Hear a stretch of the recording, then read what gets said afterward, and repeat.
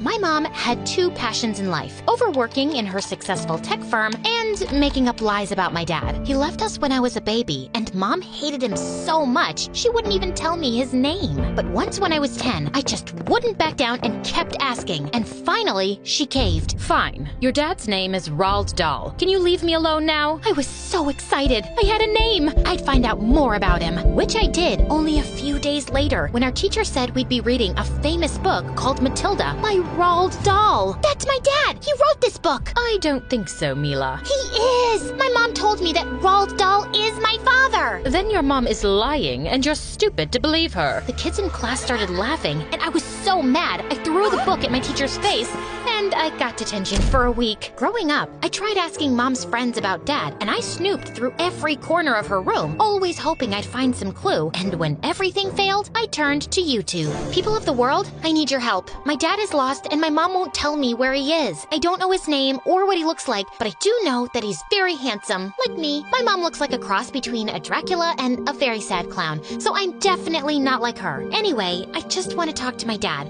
and anyone who can make this happen will get my really expensive Barbie collection. You can email me on www.mymomisamonster.com. I did get responses, but they were all prank emails and creepy messages. And of course, Mom found out and got that channel blocked by her team of hackers. All my colleagues saw that video. It's so embarrassing. I wouldn't be if you'd just tell me who my dad is. Your dad is a nobody, and I don't want to talk about him. Also, you're grounded. With time, Mom and I grew further apart. Eventually, I stopped asking her about Dad and focused on school. And even though I was always a good student, my real passion was painting. I worked hard, watched a million YouTube videos, and by 18, I got pretty good. I even applied to a bunch of art schools and got accepted into a really prestigious one. Of course, Mom didn't approve and thought art was for losers. So I decided to prove her wrong and organized a small exhibition for all my paintings. I invited her friends, my teachers, and other artists I knew, and I was super excited until Mom walked in. So, what do you think? I really thought you were serious about this art school, but I have to tell you, I am so relieved that you're not. I just wish I'd seen your paintings before I wasted my time coming here, not to mention the money you spent on this event. What? Of course I'm serious about art school, and I've really worked hard, Mom, and you're just insulting me in front of all my friends. I'm telling the truth. I mean, look at that painting. It's a donkey, for God's sakes. It's not just a donkey. It's a metaphorical depiction of the pain someone goes through when you load them with expectations. It's art. No, Mila, it's rubbish. Now, I can stay here and give you 10 reasons why you suck, but I just don't have the time. So wrap this up, and I'll see you at home. Everyone was staring at me, and I'd never felt so embarrassed in my life. I was still recovering from that when the next morning, I received a call from the art college that Mom had called the dean and withdrawn my application. I barged into Mom's office, boiling with rage. Are you insane? How dare you mess up my college application? I told you, it's a waste of time, and you're not even good at art, but I'm glad you're here. I've decided that you should do an internship at my company this summer and learn about the family business. It'll help you with business school applications too. I'd rather eat a bag of poop than become a stone-hearted computer slave like you. I will never work at your stupid company, and I hate you. I really mean that. I hate you, Mom. I tried talking to the college authorities if they'd consider me again, but they asked me to apply next year. Feeling heartbroken, I was waiting for a cab outside the college when suddenly this hooded figure walked over, threw a note at my feet, and ran away. You're my sun and moon. I'm near you, and I'll meet you soon. Love, Dad. Dad? Jeez, who was playing this idiotic prank on me? I didn't think much of it and tossed the note aside. But then, I started getting these dumb notes all the time. With my mail, ones in a restaurant, and even in my school locker. I didn't believe for a second my actual dad would send me these notes. But one day, I opened a book and found a photograph of me as a baby along with a phone number. Feeling curious, I dropped a text, and minutes later, I got a pin location. Of course, I was skeptical, and I knew this could be dangerous, but what if it really was my dad trying to reach out? I'd go there with my pepper spray. That afternoon, I took a cab to the location. I nervously knocked on the door, and this young girl opened it. I'm looking for the man who lives in this house. I think I'm his daughter. And I'm Beyonce. Excuse me? Oh, I thought it's a game we're playing. Who lies better? Now get lost, you imposter. I'm my dad's daughter. The only one. You don't. Before I could finish, the The girl went inside and started chasing me around with a paintball machine. As I tried to dodge her aim, I tripped and hit my head, then blacked out. When I opened my eyes with some difficulty, I found myself lying on a sofa with a man next to me. I think she's waking up. She's certainly not dead. Hey, ugly eyebrows, open your eyes properly. I'm just 14, and I can't go to jail after killing you with a paintball machine. Stop shaking me. Oh, thank God you're okay. The man hugged me tight and told me that his name was John and that he was my real father. You're really my dad?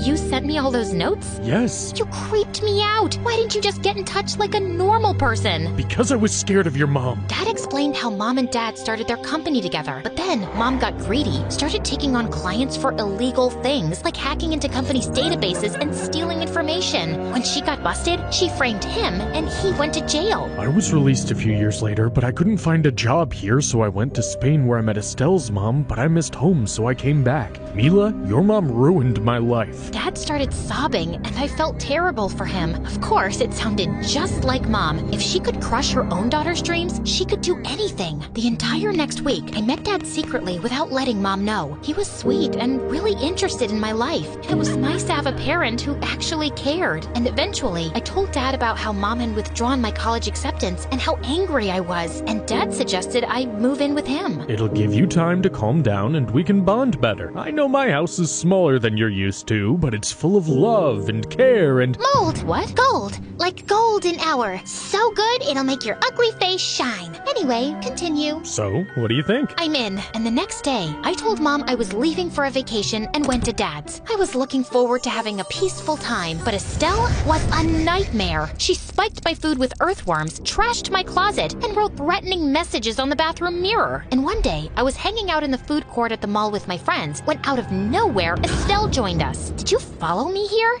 Guys, ignore her. She's, my crazy cousin. I just had a few questions for your friends. Did you know that Mila farts in her sleep and snores like a hibernating bear? You don't believe me? I have it here on record. Look, look. And that's her picking her nose when no one's watching. Isn't she adorable? That's enough. Estelle, please get lost. But I only want to hang out with you. You hate me, right? Is it because I'm not rich like you? Oh my God, it is. My cousin hates me because I'm poor. This is the worst day of my life.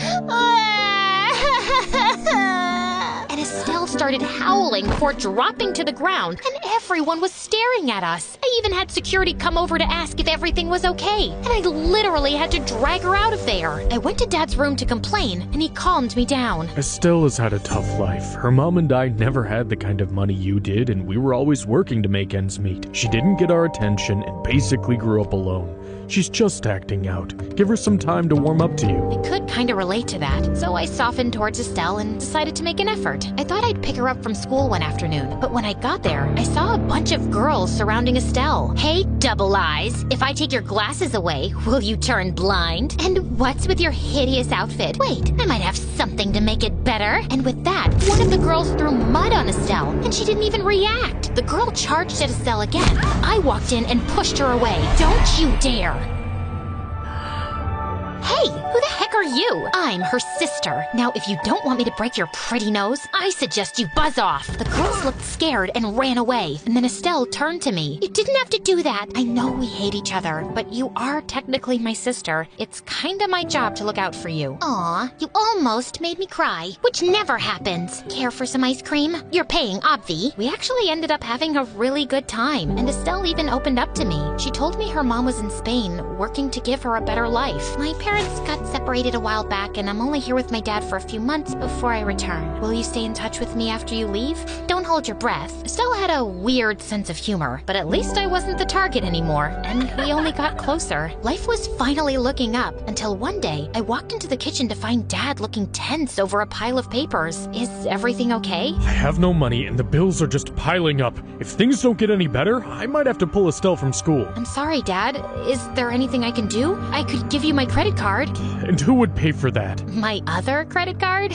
That's not how things work, Mila, but if you really want to help, there's something you can do which you may not like. Try me. Well, I've got information that your mom is building this groundbreaking software for the government. If we could get the back-end codes for it, I could sell them to one of her competitors and we'd have enough money to cover the bills and plenty more. I could even pay for your art school. You mean you want me to steal from Mom? Technically, everything your mom's done has been based on my research, so it's mine. I'm I'm only asking you to get it back. Think about it. I thought about it a lot. Mom had ruined Dad's life and stolen from him. And she was ruining my life too. And she was already so rich. How bad would it be for her to lose one project? So the next morning, I told Dad I'd help him. I had to steal the software files and bring them back to him. But for that to happen, I had to go home first and act like things between me and Mom were okay. As I was packing my things to leave, Estelle walked into my room. Don't do it. Don't do what? I heard your conversation with Dad and your plan to steal something important from your mom. And I'm all up for crazy ideas usually, but that feels wrong, even to me. You should trust me. I have a really high IQ. You don't know what she's like, and she's ruined Dad's life. I'm doing this for him and you. You tell yourself that, but it's just your way of getting attention. You'll regret it, Mila. And yeah, I know he's our dad, but Really,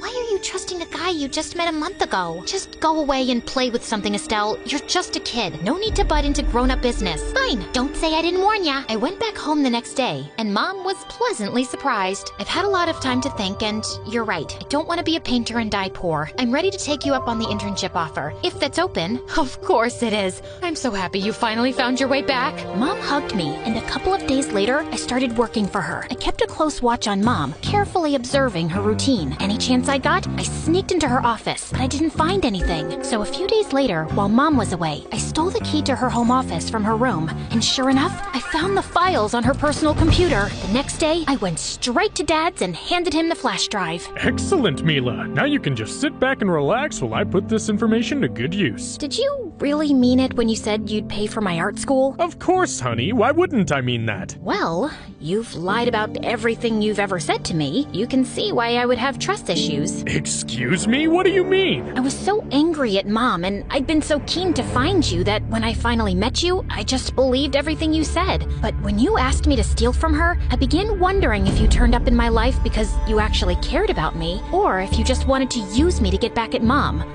The last few weeks, I haven't been searching for the software. I've been digging deeper into what actually happened between you and Mom. Turns out, the two of you set up a company with her money, after which she found out you'd been stealing money and transferring it to an offshore account. And when she kicked you out of the house, you broke in and tried to kidnap me to extort money from her, for which you were caught and sent to jail. What? Who's been feeding you all this baloney? I found the documents of the court case proving you were embezzling, and also the police report of the break-in and attempted kidnapping, plus the restraining order Mom has against you for both me and her. I've seen it all with my own two eyes. Oh, and obviously, that drive just has a bunch of nonsense in it. Did you really think you could just turn me into a criminal like yourself? Dad stared at me speechlessly, then snarled and flung the drive into the wall. Just then, the door flung open and Mom and Estelle walked in with police officers who had Dad in handcuffs within seconds. What are you arresting me for? I didn't do anything. If this girl says I asked her to steal something, she's lying! Oh, that's not why they're arresting you. You've broken the law by even being in the same room as me. Restraining order, remember? I'll be reporting this as another attempted kidnapping. Dad went kicking and screaming as Mom hugged me. I'm so glad you came to me and told me everything, Mila. I just wish I'd told you the truth sooner and kept you safe from that man. I had no idea he'd ever reach out to you. I'm really sorry about this and everything else. I haven't been a very good parent, have I? You can start now, and I know you were just protecting me from the truth. And if I wasn't angry at you, I wouldn't have trusted Dad so easily. Thank God Estelle knocked some sense into me and made me think about his agenda. Yeah, I'm very smart. Now, my mom's waiting for me in Spain, so can you buy me a ticket? And I hope you have a good life, which may be hard since you're kinda stupid. I don't like making a lot of trouble or a lot of noise. I just like hanging out with my friends and eating good sushi and being totally peaceful. But if you mess with someone I love, all the peace is gone and my heart burned like 1,000 flaming suns, and I'll become a monster. Before that fateful day when everything changed, I was just a normal, peaceful girl who lived with her parents and did my best in school. Though that wasn't always very good. The kids all knew not to mess with my friends because I would lose my mind and yell and scream and make their life horrible until they apologized. But when they did, I would just say thank you and go back to normal. I had no idea this little quirk of mine would change my life forever. I was on my way to meet my friends at the public garden on the bridge when I saw 4 guys surrounding them. But the guys all had their backs to me, so all I could see were my friends' faces, and they looked so distressed. I swear my friend Miyumi was about to cry. My head boiled and my cheeks turned red. I ran up to them already yelling, What are you doing to my friends, you jerks? Get away from us! I panted like a dog, totally out of breath. The guys were all stunned, their eyes wide and mouths dropped open. Then Mayumi tapped me on the shoulder and said, "Itsuki, they weren't picking on us. Then why were you about to cry? And you, Akari, I saw your face too. Don't defend these jerks. I know what I saw." Excuse me. I'm so sorry. We weren't harassing your friends. We were just talking to them. Oh yeah? Then why? Suddenly, I couldn't breathe. I saw his face, and all the air went out of my lungs. The rage in my heart became utter humiliation, and I wanted to crawl into a hole and never come out. It was... I'm Aoki, and they were just trying to get an autograph. These are my bandmates behind me. I swear, we weren't doing anything bad. I could barely hear a word he said because all I could think about were the millions of times I danced with my friends in my living room to their videos. It was Aoki from the band Take Back Time, the biggest, most popular band in all of Japan and almost the whole world. When he saw me freeze up, he smiled. Don't worry. It was really brave of you to stand up for your friends like that. We have to go to prepare for our show tonight, but why don't you guys come? Look, I always carry extra tickets just in case I meet cool people like you guys before a show. And if you want to come backstage after, just say this to the security guard and they'll let you in. He gave me a paper with the words abracadabra. Aoki sent me. I'm so sorry. It's okay. I like your courage. Maybe we'll write a song about it one day. They left and my friends screamed with joy, but I couldn't even think about going. I was so embarrassed. How could I do that? Yelling at someone just for being nice? And to the pop group I love the most. While we went to eat and my friends couldn't stop talking about going to the concert, I just kept replaying the moment over and over in my head. Except every time I pictured it, it got worse and worse in my imagination. I even started to believe I pushed him off the bridge and into the water. Itsuki, relax. That never happened. Plus, it was your crazy defensiveness that got him to give us the tickets in the first place.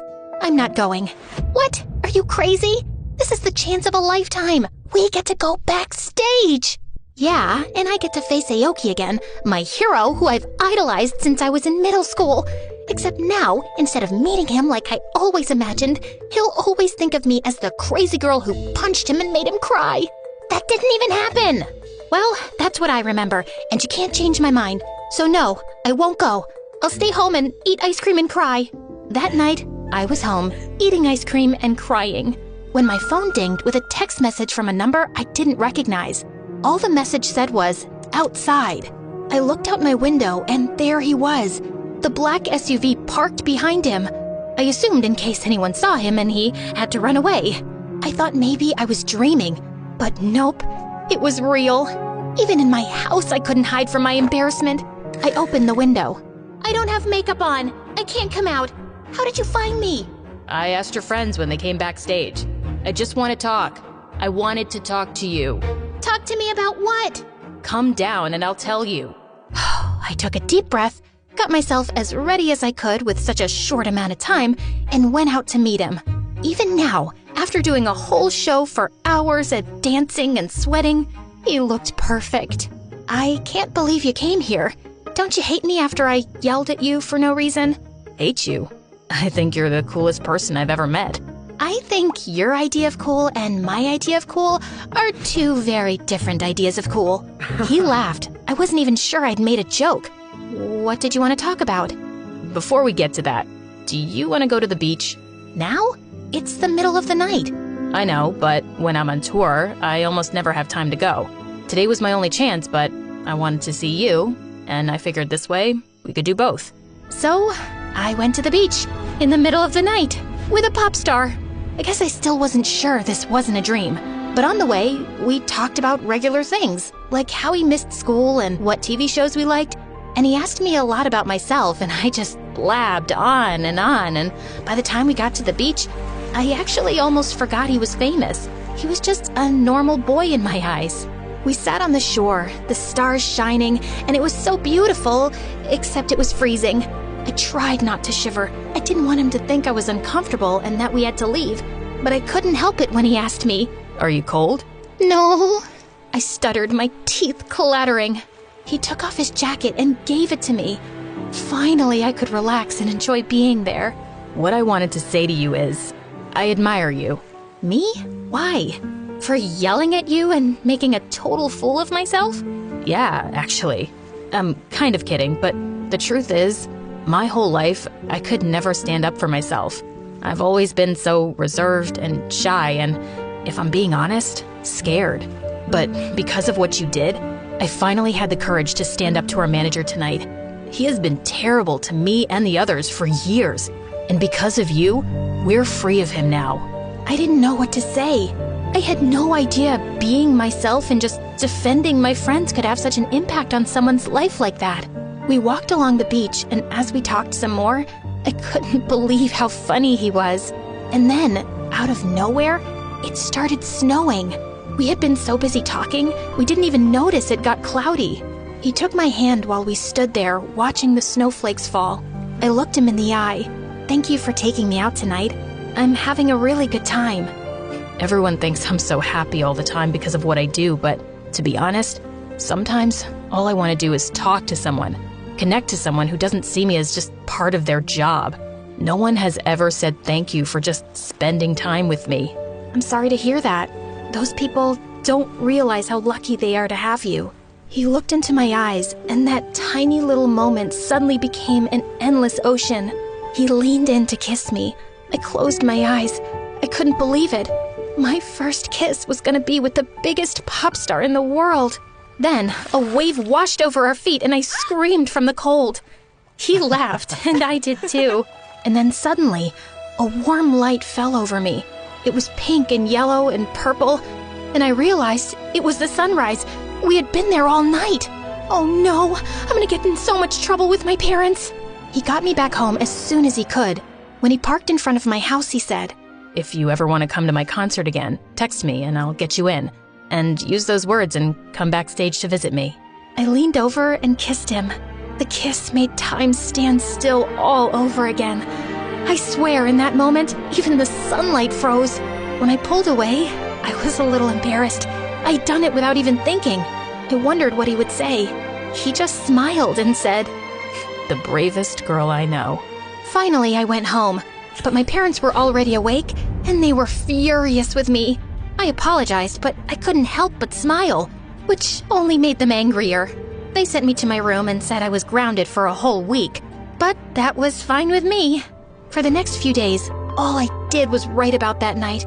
I texted with him as much as I could. He even told me about life on the road, the interviews and film premieres and concerts he was going to, and even asked me to FaceTime.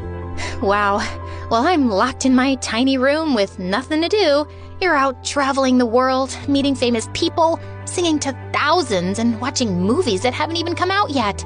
That's all true. I met all my heroes, and every night I sing to thousands of girls who wish they could marry me, and none of it means anything. What do you mean? Of course it does. You're making such a difference in people's lives. You make them so happy with your music, and I know the people who meet you love you. I don't want to sound ungrateful. I love my life. I worked very hard to get here. But the truth is, out of all the amazing nights I've experienced, just sitting with you and talking on the beach under the stars was the best, most unforgettable night of my life. And then he got quiet and looked so sad it made me want to cry. And that's when I knew, I'm never gonna see you again, am I? After the Japan tour, we're going straight to America, then Australia, and then England. I won't be back here for another 2 years. I realized this conversation was gonna be our goodbye. It was the hardest thing I have ever had to do. But I knew it wouldn't work with us, and I thought it would be much more meaningful if we stopped talking on purpose, rather than just slowly falling out of touch over time. As much as I tried not to, I couldn't help it. Tears began just falling from my eyes, and he cried too. I wanted to say so much. I wanted to promise that we would meet again one day. But I knew with him being so busy and me going to college soon and having to work so hard, it wouldn't be possible. So I said the only thing I could think of in the moment, the only thing that was true. I'll never forget you. He was still sad for a while and stayed quiet for a long time. Then he looked up at me and smiled. Of course you won't. I'm unforgettable. We both laughed, and for a little while, we even let ourselves forget our sadness. We talked on the phone all night. And again, I didn't realize how long it had been until the sunshine came through my window and hit my eyes, just like it had that night on the beach. And then finally, we hung up. Some years later, when I was in college, I got a message from him. He said he would be in Japan for a concert, and if I wanted to go, he could get me and my friends a couple of tickets. I asked for 5. Me and my friends went, and there he was. It was really nice to see him again. And then, just as the concert was about to end, his bandmates all left the stage, and the lights went out except for his spotlight, and he played a song on his acoustic guitar that no one had ever heard before. The song was called "To the Bravest Girl I Know," and it described everything that happened between us. I didn't tell my friends it was about me. It was special. It reminded me of that amazing night. And then the spotlight fell on me, and everyone turned to look. I didn't feel very brave then, with all those eyes on me. Come on up to the stage, brave girl, he said, and everyone clapped when they realized the song was about me. My friends were in shock. I took a deep breath and walked through the crowd. But all the fear left me, and I realized maybe I really am brave. On the stage, he met me in the middle, putting his guitar on the stand and turned off his microphone so that when we talked, it was only for us. Hey, I missed you. Of course you did. I'm great. He laughed, and then, with the whole world watching, he kissed me right then and there. The crowd went crazy with applause. I don't know what'll happen, but for now, I'm just happy being his brave girl. Growing up, the only person who ever noticed me was my big sister Akari. My mom traveled for work so much that I even called Akari Mom when I was too little to understand what was going on. My sister would take me to school where I would sit in silence and never say a word to anyone until she picked me up again. And then I wouldn't shut up the whole way home. But she didn't mind. She liked hearing me talk, and she liked playing games with me, like making me look like one of her dolls. She would also give me a makeover using our mom's makeup, or dress me up as a monster and have me chase her around the house. Rawr, I'm gonna eat your head. My head? Yeah, it's the yummiest part. You really are a little monster. Rawr! When we got older, our mom moved to another country for work. She asked if we wanted to come, but we decided to stay. Akari had graduated from university and had a real job now, so we didn't have much time to hang out. But every Friday, I would wait for her at the train station near my school for when she got out of work, and we would hang out all weekend. And even though we grew up, nothing really changed, except now we didn't play dress up anymore. Now we dressed up for real to go out to dinner or the arcade or whatever we wanted. We had the best life. The only problem was, I was still too shy to talk to anyone, especially boys. One time when we were at the arcade, I saw a boy staring at us. Akari elbowed me. "He's looking at you, Nozomi. Go talk to him." My cheeks got so red, my hands all clammy. I suddenly froze up and couldn't even play the games anymore. Okay, let's go home. You don't have to talk to any boys. But you know, it would make me really happy if you tried, at least once, for me. Maybe you can talk to a boy for me. Then I won't have to do any work.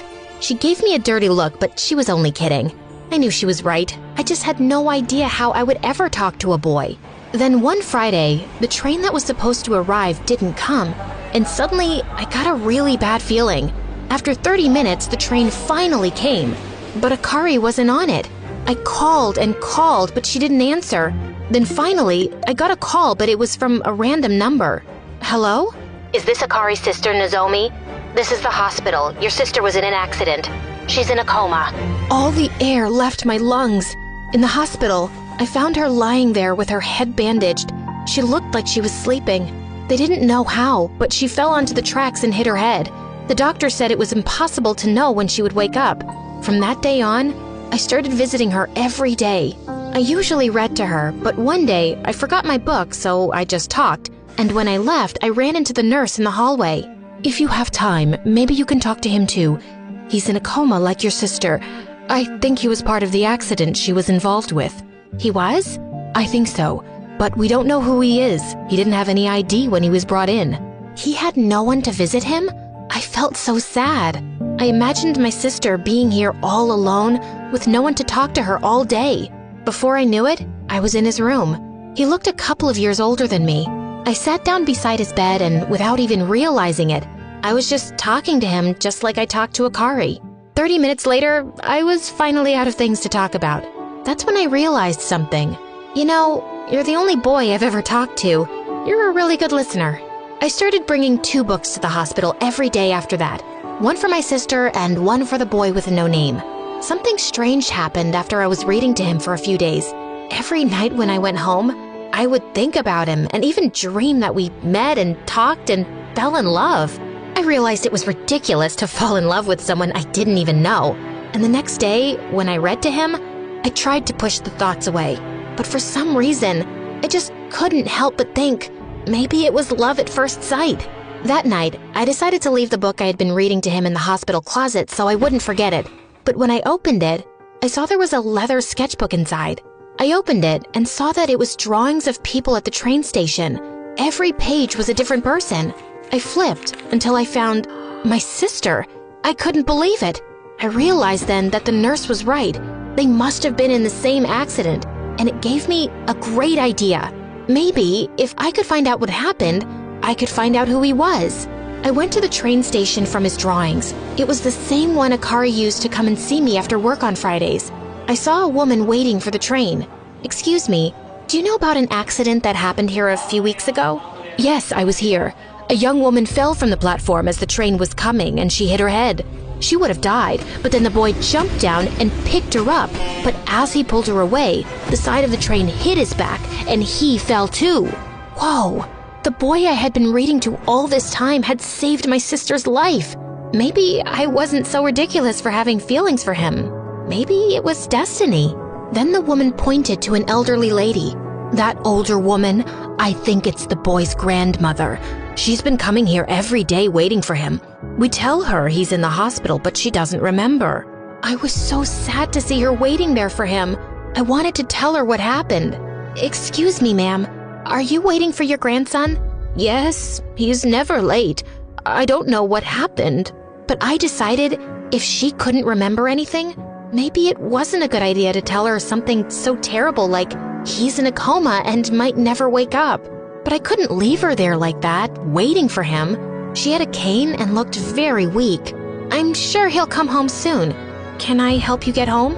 I walked with her as she told me stories about how kind and wonderful her grandson was. His name is Kenji. He's always drawing. He takes care of me. With every word she spoke about him, I was falling more and more in love. But then I realized, oh no, without him, she had no one to take care of her. After I walked her home, I went to the market and bought a bunch of food and took it to her house where we both cooked while she told me more stories about him. I always tell him he needs to meet a girl and have a life of his own, but he says he doesn't have time for girls. He says it's because of his work, but I know it's because he takes care of me every day. But there is one girl he likes a lot. He always draws her. See? She pointed to a stack of drawings. I looked through them all. They were all of Akari waiting at the train station. I couldn't believe it. He was in love with her. My heart broke into a million pieces. The love I felt for him, it was all for nothing. And what was worse, if they both woke up, they would probably end up together and I would have to watch. Still, I couldn't let his grandmother be alone with no one to take care of her. So every day, I would take the train and find her there waiting for him. And every day, we would cook while she told me stories about how wonderful he was. I had to smile, but I wanted to cry. And every night after visiting her, that's exactly what I did. I cried on the train ride home, on the walk, and in my bed. And every day, I would get up, go to the hospital, read to my sister, and then read to him. And then one day, I stopped reading and just talked. You know, Kenji, you're still the only boy I've ever talked to. And to be honest, the only boy I've ever loved. When you wake up, everything will be different. I'll miss spending time with you, but I hope we can at least be friends. One night while I was sleeping, I got a phone call. Hello? Fantastic news. Your sister woke up and she's doing really well.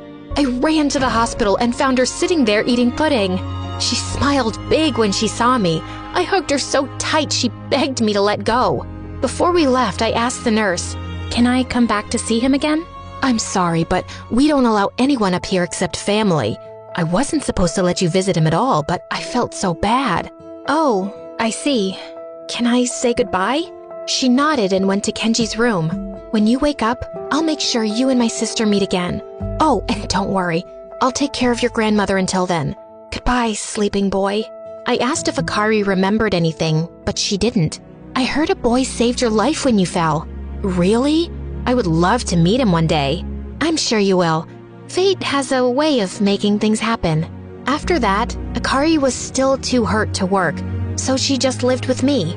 But I kept seeing Kenji's grandmother every day to make sure she ate and was doing okay. One day, I knocked on his grandmother's door, and when it opened, it wasn't her on the other side. It was Kenji. Hello. Are you looking for my grandmother? Yes. She told me someone was taking care of her while I was sick, but she couldn't remember your name. Thank you. Then he gave me a big hug, and all the thoughts I was trying to push away about being in love with him came back. He invited me inside, and we all had dinner. And this time, he had done all the cooking, and it was delicious. While we sat and ate, I realized all the stories his grandmother had told about him were true. He was kind, sweet, funny. Then he asked me to wait while he put her to bed. After, he asked if we could talk outside. I said yes, but to my surprise, instead of going out the door, he went to a ladder that led up to the attic. Wait, why up there? This is where I go to draw when my grandmother goes to bed. And tonight, there will be fireworks. He went up and I followed him, even though I hated heights. He led me to a window and stepped out. He sat on the roof and I sat beside him looking over the faraway city. The lights twinkled like stars. So, how did you meet my grandmother? Oh no, I hadn't thought about this part. If I told him the truth, I would have to say that I read to him in the hospital. At the train station, she was always waiting for you. Which wasn't a lie exactly, but now that meant I couldn't even tell him thank you for saving my sister's life. Maybe if I ask him about the accident, it will all come out naturally. But he said he couldn't remember what had happened. I felt so foolish for not telling him the truth just to save myself from a little embarrassment. All he did was be nice to me. I decided I owed him for saving Akari. So even though I would be humiliated and look stupid, I would tell him the truth. But before I could, he said, I kind of remember a little. There was this girl. I think she fell. I was in love with... I know. You know? How could you know? I saw your drawing of her. Your grandmother showed me. You were in love with her. That's why you jumped and saved her. Actually, no. I was in love with her sister. I couldn't breathe. Did he just say what I think he said? He looked down at the ground and said, Every Friday, the girl from my drawings and I would get on the same train. Sometimes we talked a little. She said she was meeting her sister and she started telling me about her, what she was like. She was cool and funny and when she would get off, her sister would meet her and I guess it was love at first sight. Like we were meant to be. Sorry, I must sound stupid. Good thing he wasn't looking at me, or maybe he would have seen the hearts in my eyes. Why did you draw her sister and not the girl you liked? I only saw her for a few seconds every day, but I always tried. Then he showed me his book of drawings, and all the way in the back, there were drawings of parts of a girl. Never the full picture, since he drew from memory but never saw her fully. It was me. I couldn't believe it. After the accident, I can't remember what they looked like. I went to the station today, but I didn't see anyone who could have been her or her sister. I guess I'll never see her again. Actually, you're looking at her right now. He turned to me, confused, and then his eyes lit up and he recognized me. But how? I don't understand. I put my hand on his and kissed him. Just then, the sky exploded with fireworks. I pulled away and looked into his eyes. It's a little complicated. Let's just say I took care of you. My dad used to be a basketball player for the national team, but he had to quit after a serious sports injury and a permanent limp. but he didn't give up his passion and became a basketball coach. He was my inspiration to always work hard. Always remember, Kayla, the harder you work, the higher you go. I was a very tall kid from the start, and while everyone around me thought I was a little weird, I loved and embraced my height. Hey, how's the weather up there? The weather is great. The view, not so much. When I turned 10, I got into basketball just like him, and I loved it. I worked really hard, and by the time I was 16, I was the best player in town, and also won a sports scholarship to a great school, which was in Dad's old hometown. On my first day in my new high school, everyone stared at me, but this one girl, Heidi, was the weirdest. She was the mayor's kid and a total brat, and even worse, she was on the girls' basketball team too. During the first day of practice, the coach introduced me to the team. Kayla's one of the best players in town, and we're lucky to have her on the team. As if I can take that giant down in one shot. Excuse me? Did you say anything? I was just saying that being tall doesn't make you the best player. I have the skills to beat you. Really? I'd love to see you try. Heidi and I had a one-on-one match, and I totally owned her. The coach was super impressed and asked me to take over as the team captain. I was over the moon.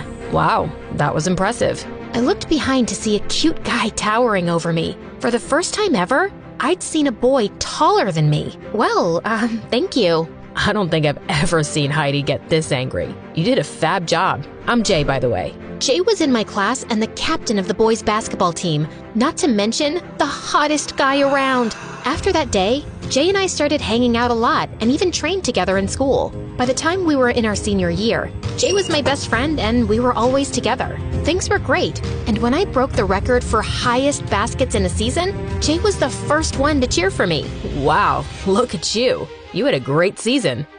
Well, thank you. It wouldn't have been so good if it wasn't for your grueling training. Well, you're welcome. It's been a pleasure to work with you. As we were talking, I opened my locker and was bombarded with glitter shots. My clothes, face, books, and even Jay's clothes were covered in pink sparkles. Wow, looks like you have a secret admirer. More like a hater. We both know who this is. Oh my God, just when I thought you couldn't look any worse, you show up in a full face of glitter. Is that a new makeup trend? For losers? I wouldn't know since I just had the perfect season. How was yours? Scored any baskets?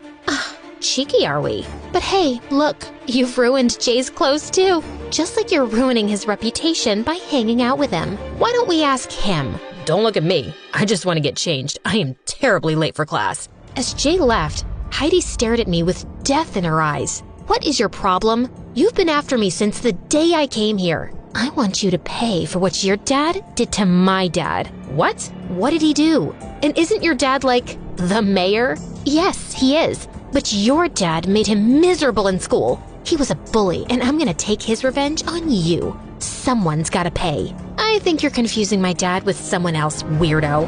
I walked off quickly. This girl was crazy and just making things up. My guess was that she hated me, mostly because I was close to Jay and she had the biggest crush on him, which she didn't hide. A few days later, while I was in the locker room changing, I heard Jay screaming my name. What's wrong? Why do you look like someone stole your Air Jordans? It's not funny, Kayla. Do you really mean it? How am I supposed to know? You tell me. Did someone steal your Air Jordans? I'm not talking about that. I'm talking about this note you left me. And I understand how you feel, but this is all just a bit of a shock to me. I was so confused until I took the note from Jay's hand and saw that it was a love confession from me. And I didn't even write it. I had a feeling Heidi had something to do with this. But before I could say anything, I saw her walking out of the gym. So I just grabbed Jay by the collar and kissed him. Wow, that was... Weird, I know, but just play along. Heidi's watching us. I'm sure she's the one who sent you the note. This is nonsense. Look at the handwriting carefully. It looks like a first grader wrote that. I've seen her assignments, and trust me, she writes exactly like that. Besides, do you really think I'd write such creepy, cheesy stuff? Yeah, but why would she do that? She likes you. Isn't it super obvious? And maybe she thought this note would make you freak out. But the joke's on her. I'm sure her butt's on fire. So you don't like me? And this note is just a stupid prank? Of course. What did you think? Yeah, of course. I was sure it was a joke too. Just then, the craziest idea struck me. We could totally pretend to like each other to piss Heidi off. So for the next few weeks, every time Heidi was around Jay and me, I would hug him or loop my arms in his and pretend to be lost in love. Oh, Jay, your eyes remind me of basketballs. Ew. How about this? Kayla, every time I see you, I feel everything is perfect. And I can stare at you all day, deep in those perfect brown eyes. He was just being lame, but somehow it made my heart skip a beat. How was that? Enough to convince her? Now, if we're done, let's go to class. Yeah, totally. This continued for days, and I could tell that watching me and Jay together as a couple was burning Heidi to a crisp. She was so distracted by everything that her game was at an all-time low. And even the coach decided to bench her for the upcoming championship. Don't you think we've gone too far? We should just let it go now. But the fun's just begun. She's always been mean to me. Have you forgotten the days when she ruined my new shoes? Dad got them for me after saving for months. And what about the time she burned my jersey and the coach screamed at me? She deserves it. But pulling a prank on her only makes you more like her. Think about that. Jeez, relax. You don't have to go all Buddha on me. Besides, it's only for a few weeks. She can stay distracted, and I'll perfect my game for the championship. Only the best player will get to go to a college with the prestigious Stanford scholarship. So that's what this is really about? You want the scholarship? That's not what I meant, Jay. Yes, of course I want the scholarship because I'm not as rich. But you know what? I get it. You're right. It was me who got mixed signals. Mixed signals? What did he mean? I wanted to ask him, but before I could, he flung his bag and walked off. When I tried calling him that evening, he totally avoided my call and didn't show up to school the next day, or for a whole week after that. I left him a text, and all he said was that he was down with a bug. I was sitting in the cafeteria one day watching my favorite MSA videos, when suddenly, Heidi plopped her butt next to me. Trouble in paradise? Where's your boyfriend? Who? Oh, Jay. He's not well. Oh, but I saw him at the party last night, and he looked fine to me. Did he finally realize you're too trashy for him? Or maybe he finally got tired of looking at your dumb face every day. Who knows? I got up and left, but I felt bad about Jay lying to me. He said he wasn't well. Then why was he at a party? Or maybe Heidi was just lying to get under my skin. I had to confirm it. So I went to his place to check on him, but security told me he wasn't around. And the next day when Jay showed up, he totally blew me off. Hey, where have you been? And why aren't you answering my calls? Because I didn't feel like it. Now, can you move? I'm trying to get some practice. The championship is coming soon? Oh, you would know that, since it's so important for you and your precious scholarship. Are you still hung up on that? I said, I'm sorry, Jay. I didn't mean it like that. Is she bugging you? Is my coochie-coo honey bunny getting annoyed? Jay continued shooting as I stared at Heidi in shock and then burst out laughing. I don't know what's funnier, that dumb dress you're wearing or the fact that you just called Jay all sorts of marshmallow names. Oh, I'll tell you. The funny thing is that you're out of the picture and I am Jay's girlfriend. You're what? Oh, please tell me this is just one of your dumb pranks. Can you both take your crabby fights somewhere else? Some of us are actually serious about this game. But you can't date her. Really? Why not? What's wrong with her? She likes me. I tried to think of a better answer than she's a witch, but just then the coach walked in and asked us to get ready for practice. And then there was never a good time. He was either busy with basketball practice or that leech Heidi was always around him. It made my blood boil. But with the championship coming up, I had bigger fish to fry. I started practicing day and night till my body was sore, and it really helped me to keep my mind off the whole Jay situation. One day before the championship, I was walking home when I saw Heidi and Jay outside a cafe. You have to stop looking at Kayla like some lost lover boy. You need to look happier being my boyfriend. I'm only with you because I don't want to mess up Kayla's scholarship. I didn't know I had to look happy about it too. Fine. It's not like I'm really into you either. I just want to make Kayla suffer for what her dad did to my dad. And I know she's hating seeing how close we are now. So you better keep up the act. Just remember, all my dad needs to do is place one phone call and no good university will take her in. She can kiss that scholarship goodbye. Whatever. I'm here, right? I wanted to slap the daylights out of Heidi. But just then Dad called and I had to rush back home. and I really needed to ask him what he did to Heidi's dad. Oh God, that was such a long time ago. Yeah, I went to school with her dad and we used to bug him a lot. He was always trying too hard to fit in and getting everybody to like him, but he wasn't a nice guy.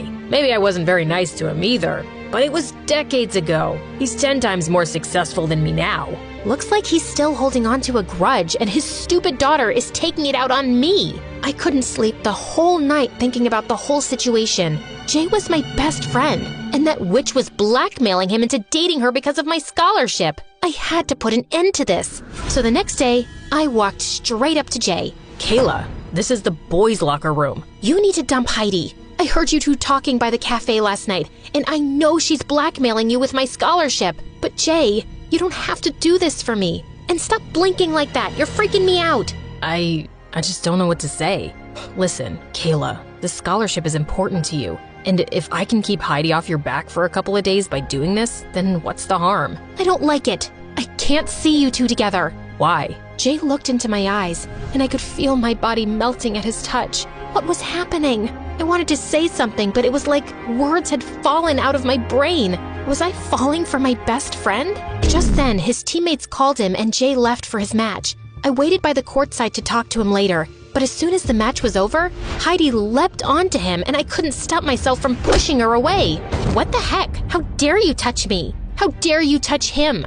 I know you're just blackmailing him into dating you, so please, why don't you save face and get lost? Jay, you don't have to date her for my scholarship. But don't be stupid, KK, or you'll end up losing everything. You can take away 1,000,000 chances from me, and I'll still make it because I know I'm talented, unlike you, who always gets everything because of your father's money. Oh, sweetheart, money speaks for itself. And right now, I can hear it saying that you've lost your chance of ever getting into a good college. Heidi stomped her feet and left, but I couldn't care less. I was about to confess my feelings for Jay, but before I could, the coach called me for the match. That evening, I played the best match of my life and also ended up getting the Best Player award. I had no idea if I'd get the scholarship, but at that moment, all that mattered was that I was happy with Jay by my side. A week after the match, I was waiting by the lockers when Heidi walked up to me. Hey, loser, I told you you'd never win this scholarship. Why do you look shocked? Oh, you didn't see the list yet? No. I'm shocked because you're still talking to me after I royally kicked your butt last week. yeah, and so what if she didn't get the scholarship? She did get selected for the nationals. I turned around to see Jay smiling down at me. What? I got selected? Yeah, and you'll be the team captain. Coach just told me about it, so I thought you should hear the news from me. This is the best day ever! And you didn't even have to date anyone for this. Ugh, I hate you. I'm gonna tell my... Dad? We know. Heidi left red-faced as Jay turned to me. So that was dramatic. Not as dramatic as your whole, leave me alone, Kayla. Oh, shut up. You act all smart, but you couldn't even figure out that I Like you? You knew? No, but I know that I like you too, and if I have to date someone, why not my best friend? Not that easily. You'll have to take me out in basketball first. You're on. Growing up in Canada, I was always in awe of how beautiful the country was, besides the freezing cold and constant snow. But Mom and Dad loved to travel. That's why before I turned 10, I had already been to 5 different countries. One time, when we were at the Met Museum in New York, I had the worst stomach pain. My stomach burned and I couldn't walk. Mom, Dad, it hurts. They rushed me to the hospital, and throughout the day, they tried to calm me because I was so scared. Honey, you're gonna be fine. Don't worry, we're here. She must be in so much pain. Look at how much she's sweating. My poor baby. And then it all went blank. When I woke up, I found Mom and Dad talking to the doctor. What the doctor said left me wishing I didn't hear it. I was diagnosed with Crohn's on my 14th birthday. Crohn's is when your bowels are inflamed and can cause severe stomachache and may also require surgery at times. My parents did everything they could to cheer me up, but I was angry at everything. Even though I knew they were struggling financially and were very stressed, I couldn't help it. I was rude to the nurses and even snapped at my parents. One day, however, I had snapped to the point that I threw a bowl of custard at the door right behind the nurse. That's so disgusting! Who eats food like that? Billy, that's no way to behave. They're trying to help you. I don't want anyone's help. None of you understand how much pain I'm in or what it's like to be stuck in here. It would be an understatement to say my parents were shocked at how much my behavior had changed. I hated everything about my life. I was away from my friends, stuck at the hospital eating tasteless food, and worst of all, my condition got worse. When I turned 15, I had to get a stoma temporarily, which is kind of gross, and you don't need to know the details, except that I had several questions for my doctor. Will it stink? Is it safe? It won't cause an infection, right? Honey, give the doctor a chance to answer. Because of the surgery, I had to stay in the hospital for a couple of months so I could be monitored. The pain was getting worse, and I hated being at the hospital at first. One day, I walked out of my room because I couldn't sleep. That's when I heard someone crying. I walked towards the sound and saw it was Mom, and Dad was trying to calm her down. I don't know how to help her. She's so upset here, and the bills will keep getting higher. What do we do? We will continue to be happy around her. She will be irritated, but if we stay happy, maybe she'll feel more hopeful. I felt like the biggest jerk. My parents were struggling, and I had no idea because they were trying so hard to make me happy, make me feel like a normal teenager. That was when I decided to repay the favor and make them feel better about everything. But the only way I could do that right now was to be happy, or pretend to be, even if I'm not. So, to make my parents feel better, I sucked it up and decided to stay happy. I read somewhere that having a positive mindset helps heal faster, and that is exactly what I did. I decorated my room with pictures of friends and family, every trip we went on, and so much more. Billy, I love what you've done with your room. It's so pretty, honey. Thank you so much. I was cut off by some guy yelling and a nurse crossing my room wiping her tears. The nurse told me that there was a new guy down the hall, and he was always angry. I knew how he felt, and I realized what a horrible person I had been to my nurses before. I knew just how to fix his mood. I wanted to do something for him, to get him to smile, but he wouldn't leave his room. All he did was yell at everyone who spoke to him. I had had enough. So one day, when he was taken out by the nurse to run some tests, finally I had my chance. So I rushed into his room to prepare my surprise. I decorated it just like mine. I think better than that, because by the time I was done, it looked like a unicorn threw up a rainbow in there. And wow, when he saw the room, the expression on his face was priceless. You, what have you done? Oh shoot. I ran away from him, but to my horror, he was running after me too. He only stopped when I did, and he began yelling at me and telling me how irritated he was. But you've got to admit, this is probably the most fun you've had in the past couple of days. You're very annoying. Stay out of my room. I hate hospitals. Rude? Since that day, I steered clear of the guy, whose name I learned was Steele. Silly name.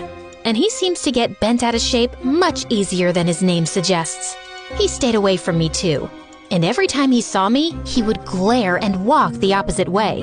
One day, one of the nurses came to check up on me. She told me how bad she felt for Steele. Why would you feel bad for him? He's so rude. Oh, sweetie, who wouldn't be? It was his birthday last week. He was so excited to see his friends, but none of them showed up, even after they promised him. And his parents had to work. Poor guy. Oh, shoot. Now even I felt bad for him. My parents helped me get him a cake. I didn't want to go to his room after he asked me not to, so I asked the nurse to bring it with a note. Happy birthday, jerk boy, from the sick girl down the hall. 5 minutes later, I saw someone's shadow under my door, walking up and down the hallway. And then I heard a knock. Hey, sick girl. What do you do when you can't sleep? Wow. Took you 6 rounds up and down the hallway to ask me that? Just stare at the stars, I guess. He just rolled his eyes at me. I brushed past him and dragged him with me to my favorite spot. We went to the courtyard and sat on the bench looking at the stars. I'm sorry. It's just that I hate missing out on everything. Why do I have to be sick? Why can't I just have a life like every other kid my age? It's just not fair. I was like that too at the beginning. But then I realized how much my parents continue to do for me, and what I'm trying to say is, you shouldn't just pay attention to what you don't have. I mean, look, you got to meet an amazing person like me right here. You really couldn't have asked for anything better. How are you this positive? How do you distract yourself from all this pain and stuff? If you wait to be happy until everything is fine, you'll waste your whole life. So, I gave myself a purpose, a mission. What mission?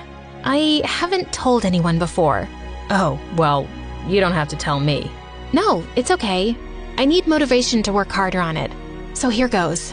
I'm starting a foundation dedicated to help parents of kids who are sick, so they don't have to worry about bills. Wow, that's actually pretty amazing. I can help if you want, and would love to join for real once it's up and running. Yes, I need all the help I can get. Pretty soon, the both of us began hanging out often and working on plans and ideas for the foundation. I would spend all day in his room and he would at mine. We even introduced our parents to each other. It was nice to finally have someone close to my age to talk to, who understands exactly what it's like to have a condition. One evening, a couple of weeks after my stoma surgery, Steele came up to my room. Want a change of view? What did you have in mind? I followed Steele out, and he helped me walk by holding onto my hand and my waist. My face was turning red as a beet, and my heart was hammering in my chest. Was this what a crush felt like? He led me to the cafeteria, and my jaw dropped. He had set up a beautiful candlelight dinner. Whoa, Steele. I didn't know you were such a sap. Why? All you do is work to help other people. You deserve something just for you. Thank you. This is so beautiful. He led me to the table and it was all set up. The food was still steaming. Steele even pulled out the chair for me to sit first. What a gentleman. You know, even before I was sick, I wasn't very nice. I was rude, angry, and took everything for granted. And then I met you. I didn't know anyone could be so fun and positive while things aren't going the way they want. As much as I hate the hospital, I'm glad I'm here. It was so sweet. But then he leaned in to kiss me. I put my hands against his chest. Steele, we can't kiss. You could get sick. The look on his face broke my heart. So I held his hand in mine instead, and he smiled. The next day, I woke up with the biggest smile. Yesterday was like a dream come true, a fairy tale. Just then, the doctor and my parents walked in to talk to me. Honey, guess what? You get to go home, finally! What? You're all good now. You'll just have to come for a checkup in a few months, but other than that, you're fine. You can leave here today. Isn't that great, sweetheart? It is. It's amazing. While Mom and Dad were taking care of all the last-minute paperwork, I walked over to Steele's room. He gave me the tightest hug as soon as he saw me. Steele, I have some news. I'm being discharged today. I leave in a couple of hours. That's great news, Billy. Why aren't you excited about it? Because once I leave, I won't be able to visit you. I'll be moving back to Canada. Oh, is there no way you could visit? I don't think so. I can try though. But Steele, is it fine if I just leave like that? Hey. No, you don't have to ask me. I'll be completely fine. I'm just so happy you're finally getting out of the hospital, completely healthy. And I promise you, I won't go back to being a grumpy jerk boy. I'll make sure I make every moment count, just like you did. I spent the rest of my time there with Steele until my parents came to get me. We promised to stay in touch. For the first few months, I thought every other person I saw on the street was Steele. Everywhere I looked, there he was. I felt like Cupid had hit me with a bucket of love with Steele's name on it, but I pushed it aside. There was nothing I could do. As the years passed, life got in the way, and eventually, we both lost touch with each other. I got extremely busy with completing high school, trying to get into a university, and with the foundation. I put all of my focus on getting it open.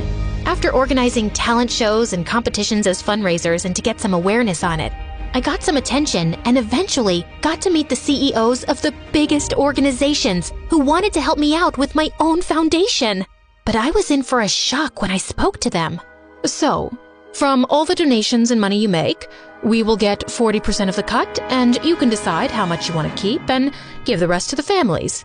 I'm sorry, but did you just suggest that you and I take the majority of the money that is supposed to go to struggling families?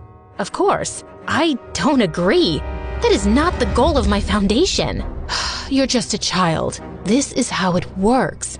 I have nothing to lose if you deny this offer. It's just you who will struggle. I was fuming with rage when I stepped out. I ranted about it for days to my parents. I had to take matters into my own hands. I worked hard for years at university and internships. And finally, at the age of 22, I opened my very own foundation. It became known globally. I was one of the youngest CEOs in the world, and I was on many magazine covers as well. I'm not gonna lie, that was fun and it made me feel great. But it wasn't the fame I was after.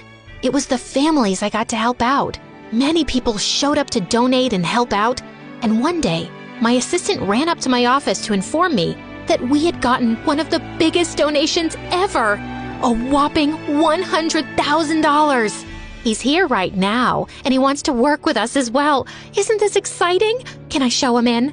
100,000? Yes, of course. I can't wait to meet this angel of a person. I'm an angel now? I thought I was the jerk boy. It was Steele. I couldn't believe my eyes. 6 years later, and he was finally here. So I'm perfectly healthy now. Do you think we could pick up where we left off? Maybe I take you out somewhere that doesn't serve hospital food? I'm so happy for you, Steele. And I know a great coffee shop. There's so much catching up to do. Everything worked even better than I could imagine. And it was all because a long time ago I decided if you wait to be happy until everything is fine, you'll waste your whole life waiting. They say that when true love comes for you, you won't know what hit you. My girl Lacey came at me like a freight train. Babe, this song is for you. Every girl in the club turned to me with their eyes popping out of their sockets and their jaws wide open, like they thought I didn't deserve him. I don't care what anybody thinks about Walker and me. Well, that's not exactly true. I did care about what one person thought. Bex, Walker's little sister and my best friend. When Walker and I got together, I was sure I'd added a boyfriend and subtracted a best friend. I should probably start at the beginning, but first, please like and subscribe. It all began on the day we were born. Yep, we. Bex and I were born on the same day in the same hospital. Our parents lived next door to each other, and our moms were inseparable. Soon, they were pregnant at the same time. I can't believe we're so close to meeting these little ones. I know, they're gonna be the best of friends. It's as if Bex's mom had a crystal ball because she was spot on. Bex arrived 17 minutes before me, and we've been BFFs since. She's always been kind of motherly to me, and she took her job as the oldest seriously. We should clean up these toys and get a snack. But I was still playing with that. Did you pack your raincoat? It looks like it's gonna rain. When I say we did everything together, I do mean everything. We went to dance class together. Lacey, how are you so flexible? I feel like a statue next to you. Double jointed, I guess. We were each other's biggest cheerleaders, and we told each other everything too. My parents were fighting again last night. I'm worried they won't make up. Don't worry, babe. Your dad'll get a new job and that stress will just go away. But then, one day, when we were 13, life as I knew it changed forever. Bex and I were walking home from school. We were on the crosswalk when suddenly a car came screeching through the red light at high speed. All I remember was the sound of metal and glass and the smell of burnt tires before I was hit with a huge force, and then everything went black. When I woke up, I found myself in the hospital. Oh, honey, thank goodness you're okay. What if something had happened to you? I couldn't do life without you, bestie. Sweetheart, you just take everything easy now. You need to heal. And I did heal, kind of. My body was fine, but my brain was broken. For some reason, every time I left my house, I was terrified. When I stepped outside my door, I could hear that car and I could smell the burnt rubber. My world shrank in an instant. The only place I could make it without a panic attack was across the 5 cement pavers that separated Bex's front door from mine. Anything else brought me paralyzing fear, and I even stopped attending school. Bex, can we just stay at my house today? I don't think I can go out. Oh, sure. Yeah, that's fine. I'll just cancel with our friends. Bex, do you want to watch a movie at your house? I thought we might go to the mall. I really don't want to go anywhere. I think that's when Bex started to resent me, which made me feel guilty. I didn't mean to be this way. I didn't want to live the rest of my life inside a house, but everything just felt safer there. At least to me. To Bex, it must have felt like a prison. Ugh, we never do anything anymore. This is boring, Lacey.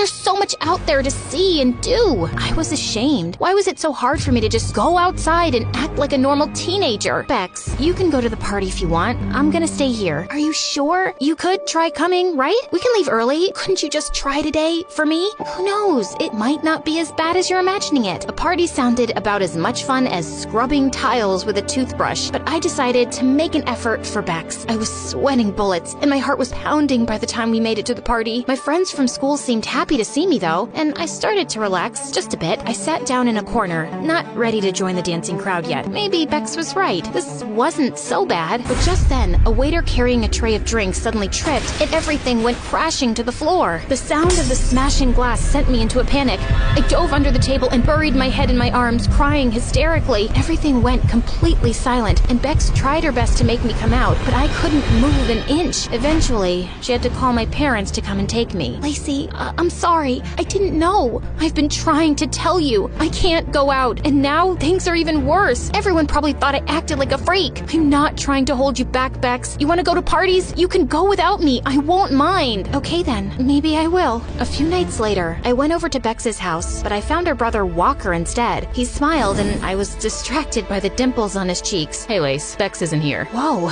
when did Walker get so hot? He was usually always in the garage practicing with his band. He had a major glow up. Right, I forgot she might be out. Is something the matter? You look a little glum. I'm just bored, I guess. Yeah, me too. Come on in. That's how it all began. That night, Walker and I talked. I told him I was scared I'd be hit by a car again. I said that I'd felt trapped in my own mind. I told him I felt guilty keeping Bex from living her life, and about what happened at the party. Don't be so hard on yourself. What happened to you was a huge trauma. Healing takes time. As for Bex, don't worry about her. She's your friend. She'll always be there for you. Hearing Walker say that felt good. You're right, Walker. I just can't help it. Sometimes I feel like a freak from another planet. I'm sure everyone at school now thinks I'm a total weirdo. That was when Walker picked up his guitar and started strumming it. Why does it matter what anyone thinks of you? It should only matter what you think of yourself. But for the record, I happen to think you're pretty great. My heart skipped a beat when he said that, and for the first time in a long time, I felt like I had someone to talk to, someone who cared about me, someone who saw me. The next time Bex came to see me, I tried to bring up Walker. I saw your brother playing his guitar on the porch the other day. He's gotten really good. Also, really cute. Yeah, he's good, but my parents think it's a waste of time and he should focus more on his studies. Wait a minute, you think he's cute?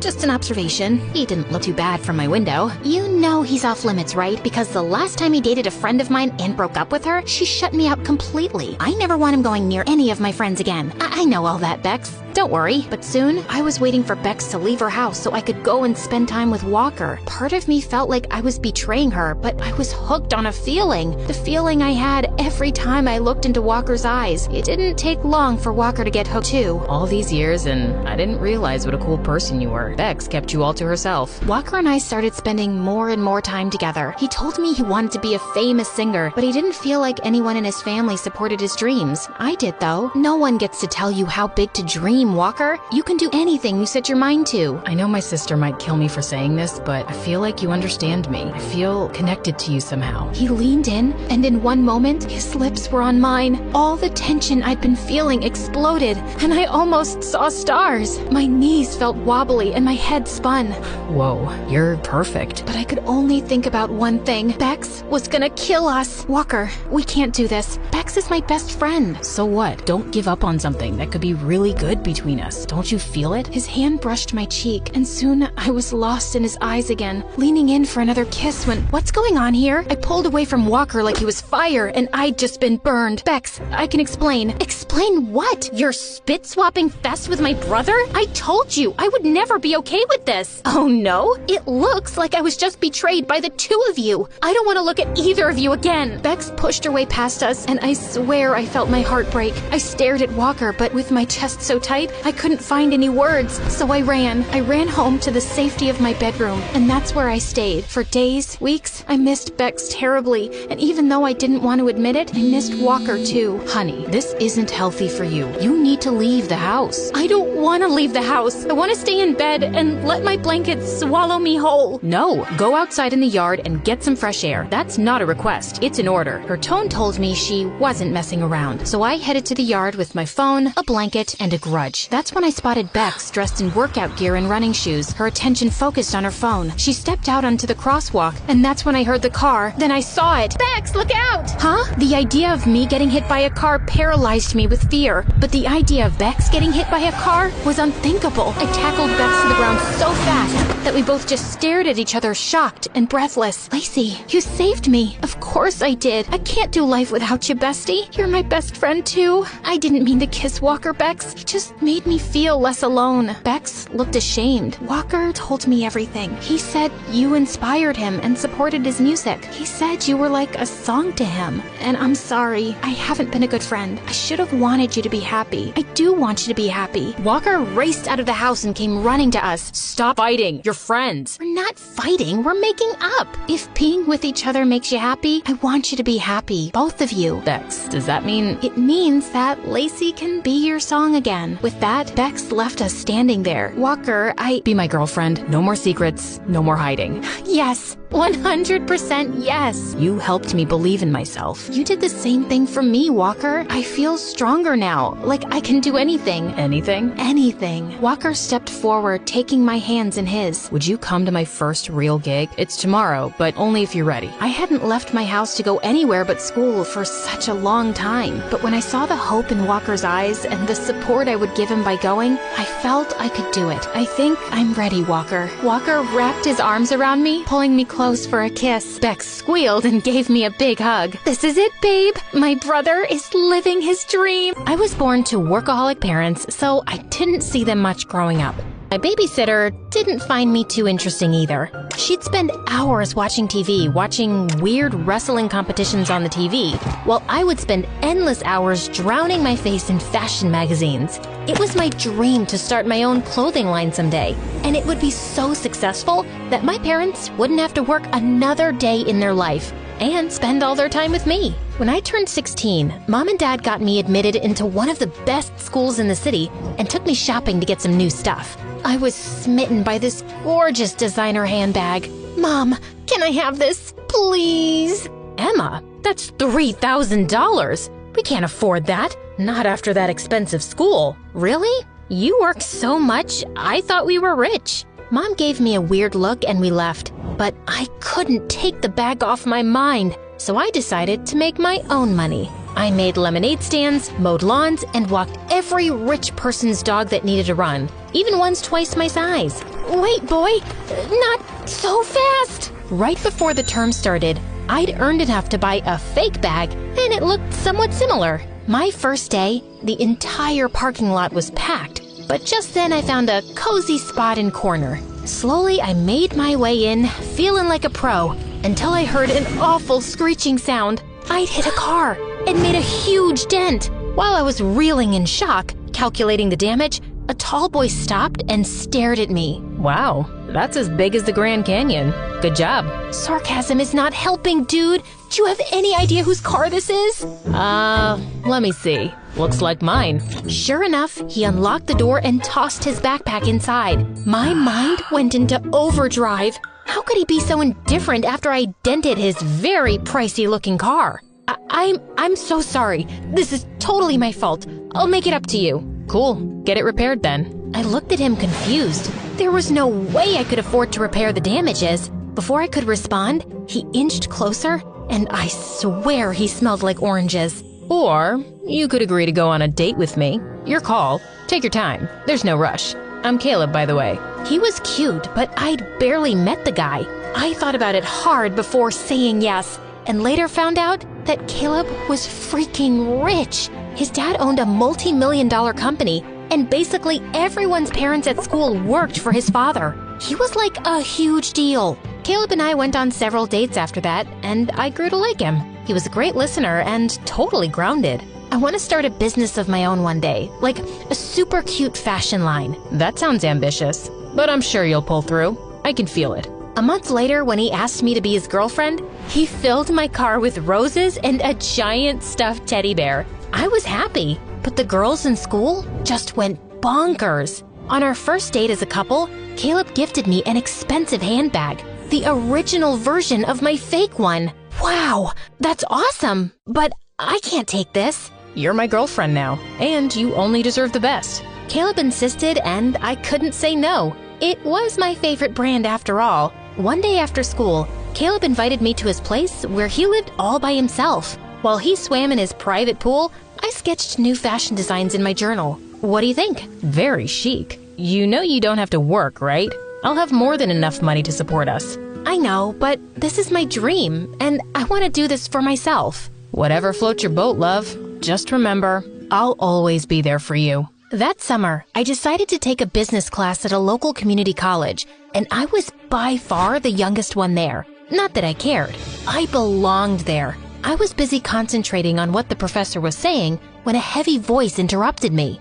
So, Professor, you know all this from your successful businesses? I turned around to see a cute guy in the back corner, leaning in his chair with his feet propped up on the desk. Excuse me? I'm just saying, if you knew anything about marketing, you wouldn't be teaching. They went back and forth for a while. My professor got angrier and angrier while the boy remained calm. I couldn't believe how rude he was, but I had to agree. He wasn't entirely wrong. After class, I decided to grab lunch at the college dining hall. I was finishing a sketch in my journal when that rude boy came behind me in line. Is that meant for a unicorn? Excuse me? So now you're a PhD in designing too? That's designing? Let me show you something. Listen, I don't know what your deal is, but you cannot insult— Before I could finish, he pulled out his phone and showed me a clothing website filled with plain black t-shirts, and they were listed at over $100 each. This is my business. These boring black tees?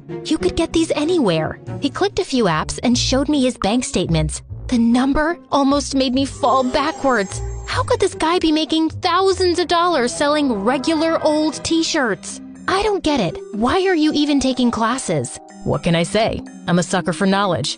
You're crazy. Actually, I'm Eric, and you need a better teacher. Someone who knows how to make big bucks in real life and not some loser professor. He went on to cut me in line and buy the cheapest thing on the menu. For a while, I avoided Eric like the plague. I didn't want my work associated with him, but the more I researched about his business, the more I realized I needed his expertise. He could sell t-shirts just from the hype alone. So that following week, I put my pride aside and asked him to tutor me. Little did I know, it would turn out to be my biggest mistake.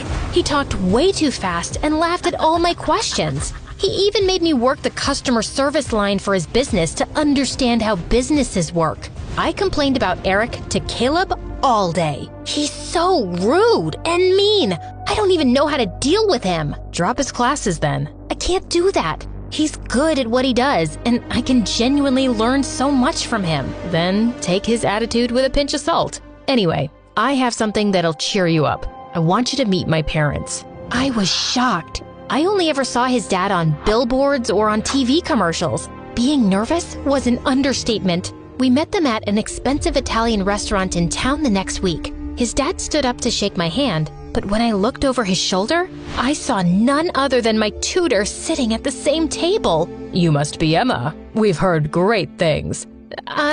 Just then, Caleb saw Eric too, and he seemed mad. What are you doing here? Not even a hello, brother? Brother? My head spun in a million circles.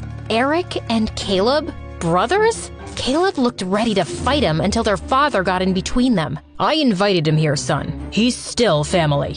Caleb backed off, but I was still in shock. And to make matters worse, Eric pretended he'd never met me. Caleb's parents ordered me all kinds of delicious courses, but I couldn't find the stomach to eat anything. And after dinner, Caleb took me straight home and angrily drove off without saying goodbye. During our next tutoring session, I was still fuming when Eric walked up. Why didn't you tell me about your family? You never asked. And besides, I didn't think we're that close. What do you mean? You're related to my boyfriend and you— Yeah, that's kind of unfortunate. You're not really his type, to be honest. That's not the point. I can't deal with this. I'm leaving. Wait, Emma, I'm sorry. I was just being a jerk. I calmed down as Eric spoke that he had been estranged from his family for 2 years because he refused to take over the family business. His clothing line was a result of wanting to prove he could make something successful without being connected to them. Part of me understood. I still wanted to pursue my clothing line dream, even though Caleb said I didn't have to. When I told Eric, he didn't laugh, but he seemed impressed. Take out your computer. You're making a website today. Eric helped me create my website from scratch. As usual, he was going super fast and I scrambled to keep up. But when I looked in my laptop reflection and saw him laugh, he looked different to me. Almost attractive. Snap out of it, Emma. He's your boyfriend's brother. My website was good, but for the first few days, I didn't get many orders. But I didn't lose hope and continued sketching and building my brand. I worked on them for days until one night I got a call from Caleb and he sounded a bit off. Want to talk about it? Not really, but I have a surprise for you. Caleb told me that he'd put my name in a small fashion show for new designers. I couldn't believe it. Oh, you really shouldn't have. Yes, I should, and yes, I will. I've decided to be more supportive of your dream. Thank you. I was over the moon that day, but when I told Eric, he didn't sound as impressed. It's just a small show. Yeah, but it's big for me. And maybe after this, I might actually get some customers. You will come to the show, won't you? You're inviting me? Well, you've helped me get this far. It would be rude of me not to. When the day came, I peered at the audience behind the curtain. I was blown away to see Eric sitting in the back row. I was glad he showed up. Too glad to admit. Once my models were ready, they were off strutting down the catwalk wearing my designs. Surprisingly, the audience went crazy. I walked out and bowed with the last model and then jumped into Caleb's arms. Behind his shoulder, Eric was watching and he looked irritated. By the time I made my way to the back of the room, Eric was gone. The show had tremendously boosted my sales. Caleb invited me to his parents' home to celebrate. My brother will be there. Sorry. Why do you hate him so much? He's a total jerk. Anyone would kill to get my father's business, but he would rather do his own thing. Whatever. Joke's on him. I get the business now. Caleb's words didn't sit right with me, but I kept it to myself. We got to his mansion, and my eyes instantly started searching for Eric, but he didn't show up. We were halfway into the party when Eric strode through the door with a girl. Guess I wasn't missed. Mom, Dad, this is Angelica. My stomach turned. Since when did Eric have a girlfriend? By the looks on everyone's faces, they were thinking the same thing. Angelica's a model from New York. She has her own beauty brand. The more I watched them interact, the more I felt sick. It didn't make sense to me why I cared so much. Caleb, however, seemed to care for different reasons. That's so typical. Inviting people without asking Dad? Ugh, spare me for not being Dad's little saint. Suddenly, Caleb's dad flew into a rage, making Eric's date shrink away from the scene. That's enough, Eric. If you don't want to be part of this family, then stay out. Gladly, Father. Gladly. He turned and left the party. I found myself following him. Eric, wait. I'm sure he didn't mean it. And you've known them for what, a week? Now you're an expert? I looked into his eyes and saw there was pain there, even though he tried to hide it. You do care. You act like you don't, but you do. His face was so tense, I thought he would snap. Instead, he sighed and turned away. Just leave me alone. Listen, I need to... As I rushed behind Eric, my toe caught on a bump in the sidewalk and the ground rushed up to me. When I sat up, my ankle was throbbing, and Eric swooped me up in his arms. As he carried me back, I couldn't stop myself from falling for him. I knew this was wrong. I was with Caleb, but Eric was so much kinder and helpful and sort of a jerk. But he was always there when I needed him. After that day, I decided to keep my distance from Eric. Caleb was my boyfriend, and I couldn't betray him. I spent my days working on making my business better, and one day, my brand ended up exploding all over social media. I had to investigate, so I went online and did some online digging. The root of it, I discovered, was none other than Eric's site where he'd promoted my line. He also left me an email in my inbox. I know you don't want any boosts or freebies, but us entrepreneurs have to stick together. Enjoy the extra press. You've worked hard and you deserve it. Sincerely, your tutor. I wanted to find him and thank him, but Caleb told me he was leaving the country to open up a store in England, and he was taking off that night. Good riddance. You don't care that you'll never see your own brother again? Not really, no. But why do you care so much? I don't. I was just... Wait. Please, don't tell me you have feelings for my brother. You do, don't you? Before I could say anything, Caleb snapped. After I supported your dumb business, you went behind my back and cheated on me with my brother? Caleb, I didn't cheat on you. Ugh, it's smothered all over your face. Dad was right about you. You're classless and— Shut up! You're the worst, Caleb. I had no idea you thought so low of me. But I'm glad you told me now. And by the way, eat bugs. We're done. I was horrified with how mean Caleb was. And after that day, I broke all ties with him. I tried calling Eric multiple times, but he never returned my call. So, I guess that was done too. Some months later, I opened up a popular boutique in the city, keeping Eric's note at the bottom of my register. I tried to keep my mind off him as best as I could, and decorated my office with selfies of my parents enjoying their vacation in Greece. One night, just as I was closing the boutique, I heard a voice behind me. Does this come in amends? Eric! I rushed and hugged him tight.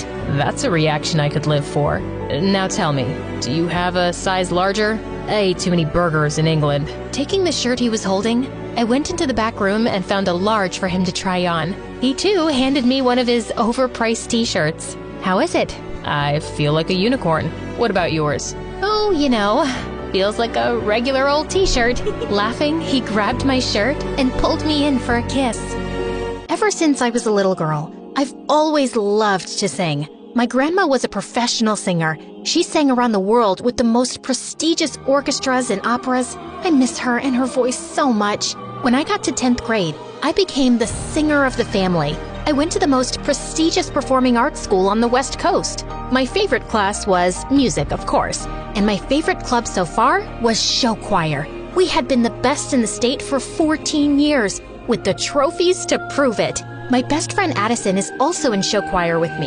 He and I met in kindergarten and have been inseparable ever since. He's the funniest guy I've ever known. He's also gotten pretty cute over the years too. Or at least, that's what all the girls in school think. But I just don't see him that way. Hard to see someone that way when they used to sneak over from next door and put frogs in your bed. Yuck. One day, our show choir teacher, Miss Conrad, had big news for us. We've been asked to compete at this year's National Show Choir Competition. All right! Yeah! But to ensure we get top scores, the soloists will have to be chosen very carefully. Miss Conrad told us that we were going to have to audition for the big solo right in front of each other in 1 week. My nemesis, Heidi, started bragging in front of the whole group. We all know who's going to get it. Me, of course. Everyone knows I have the stage presence of a star. I don't know. I think Kaylee might give you a run for your money. She's got star power and the voice to match. The others' eyes widened. Were they about to fight? Just then, the bell rang.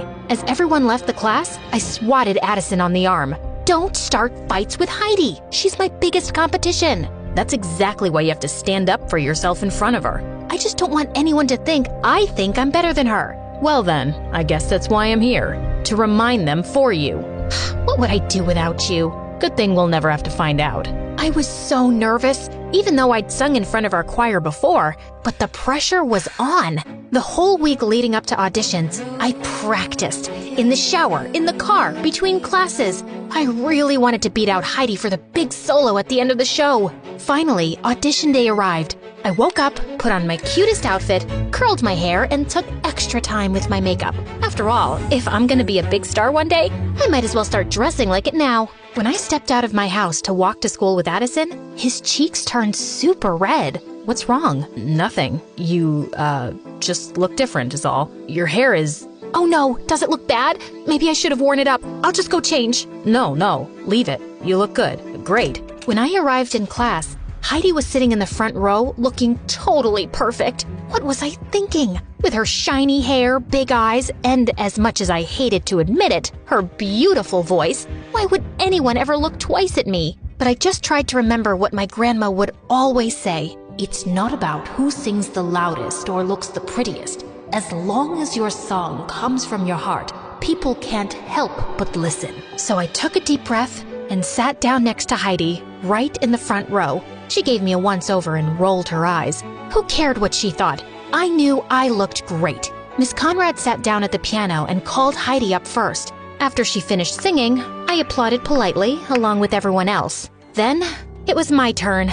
I stood confidently and turned to face everyone. Addison gave me a thumbs up from the back row. Such a good friend. Miss Conrad played the opening notes for my song when suddenly, the door to the classroom burst open behind me. I turned to look, and standing in the doorway was the most handsome boy I'd ever seen. Tall, with long brown hair that fell perfectly into his eyes. He looked just like a fairy tale prince. My jaw dropped. He handed a note to Miss Conrad. Class, this is our newest addition, Patrick. He waved to everyone, then put his hand on my shoulder, looked deep into my eyes and said, I'm so sorry I interrupted your audition. Knock 'em dead. Then he took my seat right in the front row. I gulped. Oh, now I was nervous again. I shook off my nerves, took a deep breath, and nodded to Miss Conrad. As she played, I could feel the music filling me up, all the way to the top. I opened my mouth to sing and let my song come from my heart. When I finished, the whole class burst into applause.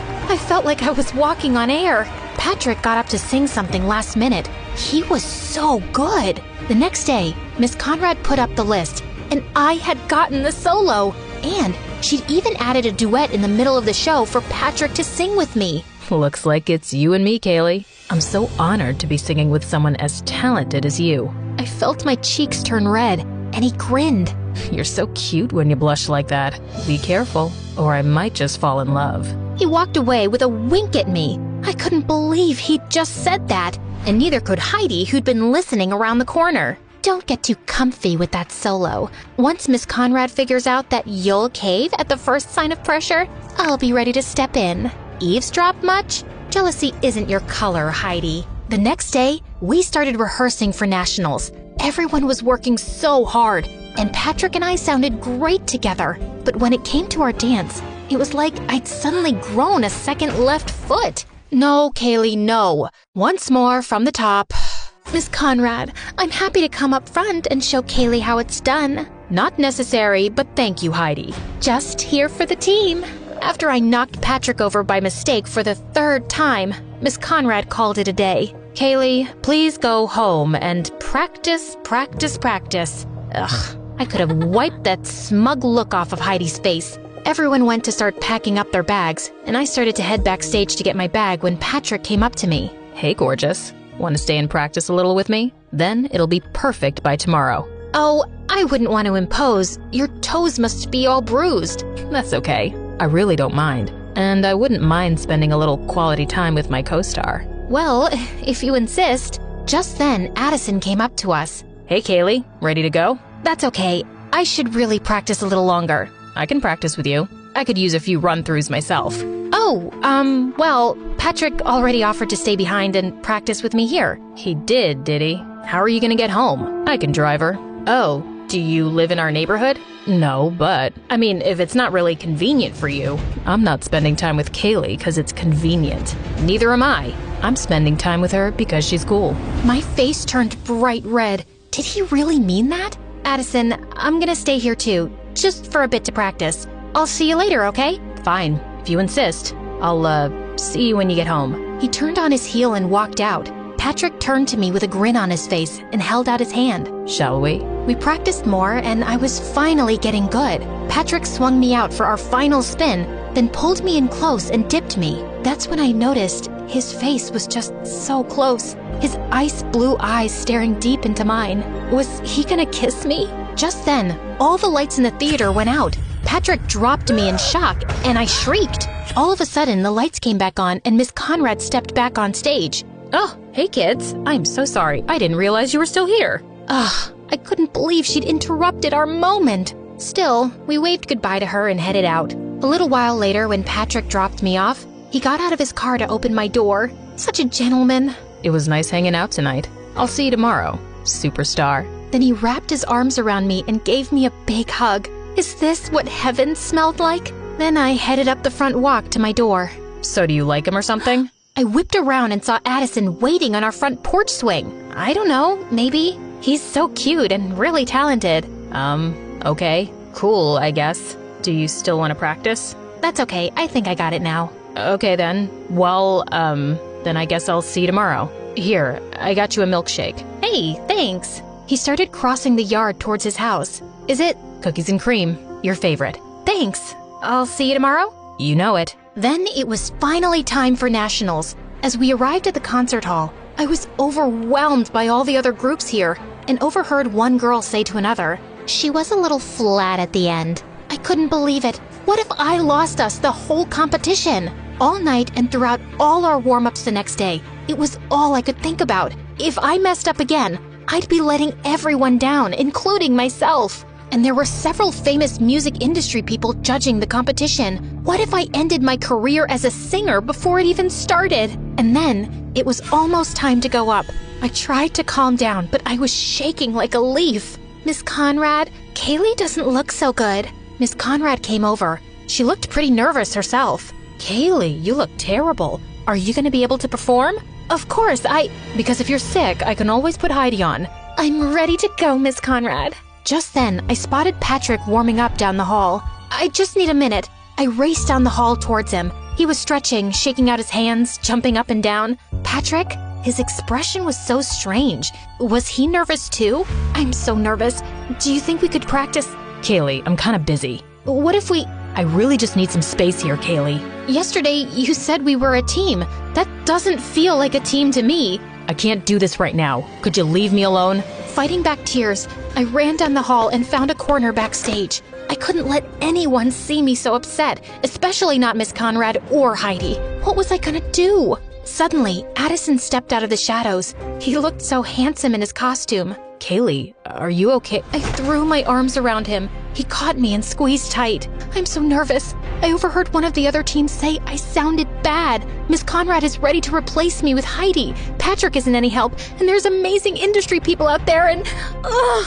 You sounded amazing in rehearsal. Those other teams were just jealous. Forget about Patrick and Heidi. Remember why you love to sing. What was it your grandma always said? "Sing from your heart?" Exactly. Just do that. I took a few deep breaths, and Addison was right. "Will you just run the last part of the number with me?" Of course. And there, in our little corner of the theater, we stepped, we twirled, we kicked in time together. Addison took my hand, spun me around, and dipped me low. I felt his arm slip. He was dropping me, but right before I was sure I'd hit the ground, he caught me with a twinkle in his eye. I swatted his arm. "You tricked me." I'd never drop you. And even if I did, I'll always be here to catch you. "Thank you, Addison." Then he smiled at me so genuinely, and my heart fell into my stomach. What was that? Places, please, students, places. "Kaylee, are you ready?" "Yes, Miss Conrad." As we all rushed to take our spots to start our number, Addison shot me a wink. Knock 'em dead, superstar. "You too." As soon as the lights came up on stage, I felt a little thrill of excitement. We danced, we sang, we twirled. Everyone had brought their A-game. When it came time for my duet with Patrick, we totally nailed it. But any spark that had been there was gone. As the opening chords of my solo began, the lights shined down on me, and I opened my mouth, and the music poured from my heart. I knew my grandma was right there with me. I hit my final note and held it out forever as everyone finished their steps behind me. As we struck our final pose, the crowd erupted into applause. A standing ovation. I beamed. We totally nailed it! That night, after all the points had been tallied, all the teams gathered on stage behind the judges. Addison reached for my hand and I squeezed back. "Thanks for the pep talk. I could have never done it without you." Of course you could have. I'm just here to remind you. "You're always there for me." He leaned in close, and I felt a flutter in my stomach as he whispered in my ear. And I always will be, if you let me. I turned to look directly in his eyes. Kaylee, I have to tell you. Just then, the announcer started announcing the winners. Second place, runner-up. Our whole team clasped hands and took a deep breath together. And the grand prize for this year's National Show Choir Competition goes to... As they said our name, the crowd roared. It was so loud I could hardly think. Confetti rained down on us as Miss Conrad stepped forward to accept our trophy. I threw my arms around Addison and he picked me up, swinging me in a circle. "We did it! We did it!" As we packed up our things in the dressing room and said goodbye to the new friends we'd made at the competition, one of the judges knocked on our dressing room door. He was an exec for a record label back in LA. I was so impressed with you. Your vocals were so clear, and you've got some real presence up there. Give me a call if you think you'd be interested in recording a single. He handed me his card, and I shook his hand, totally awestruck. Maybe dreams really do come true. I felt so relieved. Not only had I not let everyone down, but I'd made myself proud. On the bus, Addison dropped down in the seat beside me, running a hand through his hair. When he saw me watching him, he grinned, and the butterflies were back. I'm totally beat, aren't you? Definitely. I, got you something. Oh yeah? I pulled out a bag of gummy worms. Your favorite. You're the best, Kay. He ripped open the bag and dug in. Hey, Addison, what was it you were gonna tell me earlier? I don't know. I don't remember. Well, I have something I want to tell you. Yeah? I like you. Really? Really. I like you too. I have for a while now. Really? Really. He took my hand, and I know my cheeks turned pink. I got something for you too. Ooh, okay. I love presents. And then he put his hand on my cheek, leaned in close, and kissed me. It was the perfect end to a perfect day. I'm just a normal high school student and have the most normal, boring life of anyone I know. All the other kids at school got to do exciting things during spring break. Sarah B. traveled to Prague with her family. Kara got to go to Cancun. Priyanka went skydiving. The most interesting thing I did was clean up my dog Lulu's poop.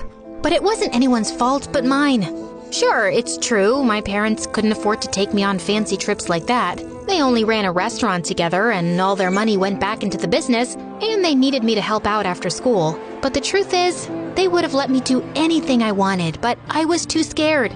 I could never go skydiving or even flying to another country like Prague. My whole life, I had been scared of everything, and I was sick of it. Just once, I wished I could go on an adventure of my own, but I had to look at everyone else having a great life through Instagram. And sometimes I couldn't even look at their photos because my stupid phone was constantly acting up.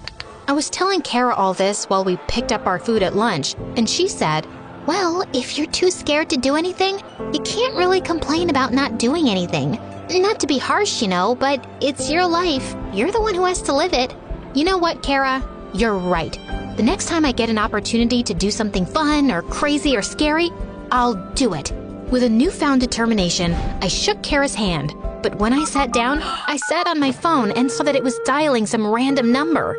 I held it to my ear, but there was only a strange static sound, but it seemed to be mostly okay.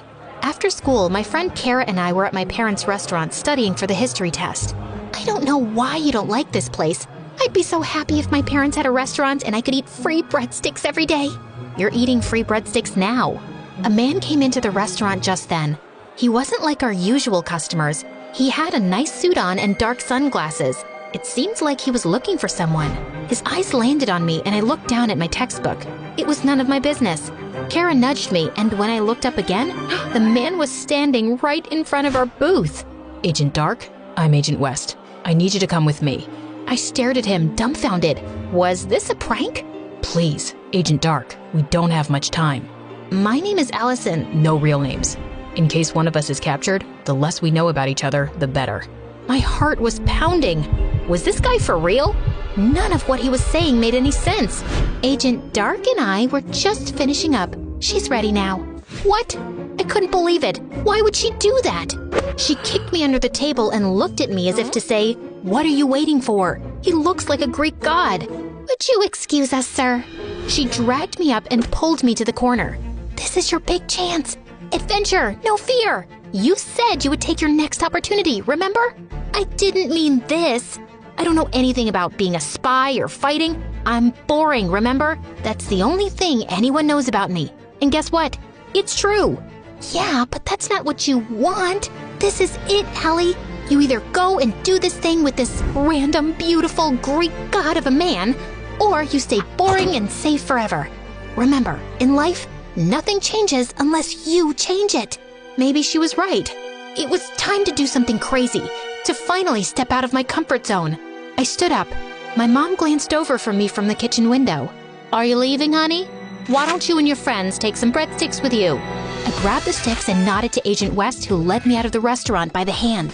A black car was waiting for us outside. We both got into the back seat, and the car rolled out of the parking lot.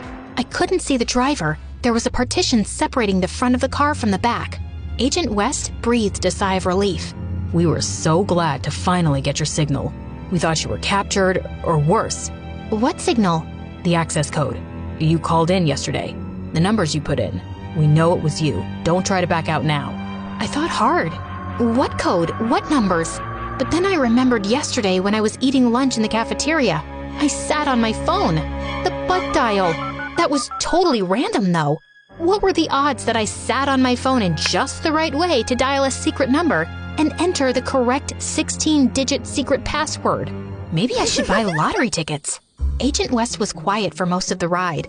I had a million questions, but I was afraid if I opened my mouth, the truth would spill out, and my adventure would be over before it started. Finally, the car slowed down and parked. I stopped and stared as I got out. We were in the circle drive of a mansion. Not one of those fake McMansions either. Like a real, gigantic, beautiful palace. It looked like royalty lived there, or at least a really wealthy athlete. Agent West removed something draped over a hanger from the trunk and held it out to me. Put this on. I ducked into the back seat and changed as fast as I could. Thankfully, the partition was still up and the windows were almost as black as the paint. When I emerged, Agent West's jaw dropped. I was in a glittering blue dress. I didn't have a mirror, but judging by Agent West's expression, the dress must have looked pretty good. Everything all right? He pulled himself together and we approached the entrance. Your mission is to distract the ambassador. That'll give me time to crack the safe and steal the device. Distract him how? I'm sure you'll think of something. If anything, the inside was even more gorgeous. Spiral staircase, crystal chandelier, guests in glamorous attire all around. That's the ambassador over there. A small man with a mean, pinched face sipped champagne by himself in the corner. I don't think I can do this. I'm just a student. I'm not trained. Agent West took my hands. Don't panic. They wouldn't have chosen you for this mission if they didn't know you were capable. Besides, I believe in you. I gulped. It was nice to hear, but was it really me he believed in? Or just the person he thought I was? Taking a closer look at him, Agent West didn't seem to be much older than I was. But how could a high school freshman be an international spy? Maybe he just looked young. Then it clicked. I knew what I had to do to make it through this mission. From this moment on, I would pretend to be the person they thought I was. If she was brave, poised and confident and quick on her feet, then I would be too. I nodded to Agent West and he slipped away. I grabbed a glass of champagne from a passing server's tray. I started walking, took a sip. I immediately spit it out. Gross. I set the glass down on another server's tray and walked right up to the ambassador. He stared at me grumpily. I smiled back, but I didn't know what to say. Was I supposed to introduce myself? Suddenly, I was mad. Agent West had left me here by myself with no preparation and no plan. At a strange place surrounded by strange new people? How did I even know he was who he said he was? Maybe he worked for the bad guys. Who were the bad guys? I stopped and took a breath. I didn't think he worked for the bad guys. Remember, I told myself, you're not Allie, a boring, ordinary freshman at Claremont High. You're Agent Dark, international spy extraordinaire. Breadstick? I offered a breadstick from my purse. The ambassador's angry face broke into a delighted smile. Don't mind if I do. A little while later, Agent West appeared and pulled me away from the ambassador. I had done such a good job charming him that he seemed disappointed to see me leave. He even wanted me to meet his daughter. Agent West and I snuck out onto the balcony. The city lights sparkled in front of us. I got it. I didn't even know what it was, but I was happy the mission was a success. You were incredible tonight, Agent Dark. I couldn't have done it without you. That made me feel even better. Like maybe I wasn't here by mistake, and I was capable. Can't you tell me your real name? You already know mine. I'm Zane. Nice to meet you, Zane. The sounds of the party were faint. Here on the balcony, it was quiet. Just me and Agent West, Zane. He peered into my eyes. My heart began to pound. He leaned in to kiss me. An alarm went off just before our lips met. It was a deafening wail. There were shouts inside, people scrambling everywhere. We have to go. He hopped off the balcony railing onto some vines climbing up the mansion wall. I froze. That didn't look very stable. I looked down at the distant gravel below. Then I heard more shouting inside. It sounded angry. I glanced through the sliding glass doors. 2 burly security guards noticed me. One pointed right at me, and they hurried toward the glass. I turned back to Agent West. He held out his hand. The security guards were almost there. I took another deep breath. Remember, Allie, What would Agent Dark do? Just as the security guards crashed through the doors, I took Agent West's hand and leaped off the balcony. He tugged a vine loose and we slid all the way down, the ground coming up fast. We swung safely onto the circle drive, landed on our feet. The black car was already waiting for us. We dove into the back seat, and the driver hit the gas hard. We sped off, leaving the out-of-breath security guards in the dust. My adrenaline was pumping. I looked over at Agent West, and we both burst out laughing. Later, Agent West walked me to my front door. We stood on the steps, both quiet and giddy from our close call. Thanks for everything, Allison. You're even more impressive than your reputation. That's right. Take that, Agent Dark. Call me Allie. Good night, Allie. Good night, Zane. When I finally went back to school the next day, I felt a new sense of confidence. All my fears were gone. While Priyanka and Sarah B. talked about their adventures skydiving or going to Prague, I had to keep my mouth shut and just pretend like I was jealous. They would never know that I got to be a secret spy. At least Kara knew. And I looked amazing in that dress. Speaking of, that dress was too nice to wear only once. I decided to go to the dance with it. When I got there, everyone was buzzing in the halls. I had no clue what all the commotion was about. And then, there he was, Zane, in a tux and a vest. You look familiar. I glared at him. I wasn't sure I was in the mood for jokes when I hadn't heard a word from him in weeks. You know, you could have texted or called or sent a flying pigeon or something. I know. I'm sorry I just disappeared like that. I had to go radio silent until the heat died down. I was afraid if I contacted you, I might put you in danger. Yeah, well, I like danger, don't you know? I've jumped off balconies. I think I can handle a phone call. As mad as I am, I have to say, I'm glad to see you and I'm happy you're safe. Well, I appreciate that. I know I'm probably too late, but I wanted to ask you, just in case. I waited, nervous. Did he need me for another mission? I wasn't sure I was ready for that kind of excitement again so soon. Especially considering we'd almost been caught last time. What would have happened to me if I hadn't taken the leap off that balcony? Jail? Worse? I was okay with life being a little boring sometimes. Do you have a date for the dance? That's one mission I was happy to accept. I do now. Together, we walked in like some power couple from a magazine cover or something. I finally felt like I wasn't just some scared, boring girl who had to get all her excitement from watching my friends' vacation videos. It's true, a high school dance may not have been as glamorous as an evening undercover at an ambassador's house, but it didn't have to be, because now I knew I didn't have to be afraid. I was much braver than I ever believed. Facing my fears made me realize I can do anything as long as I don't let it stop me. While we danced and I kissed Zane,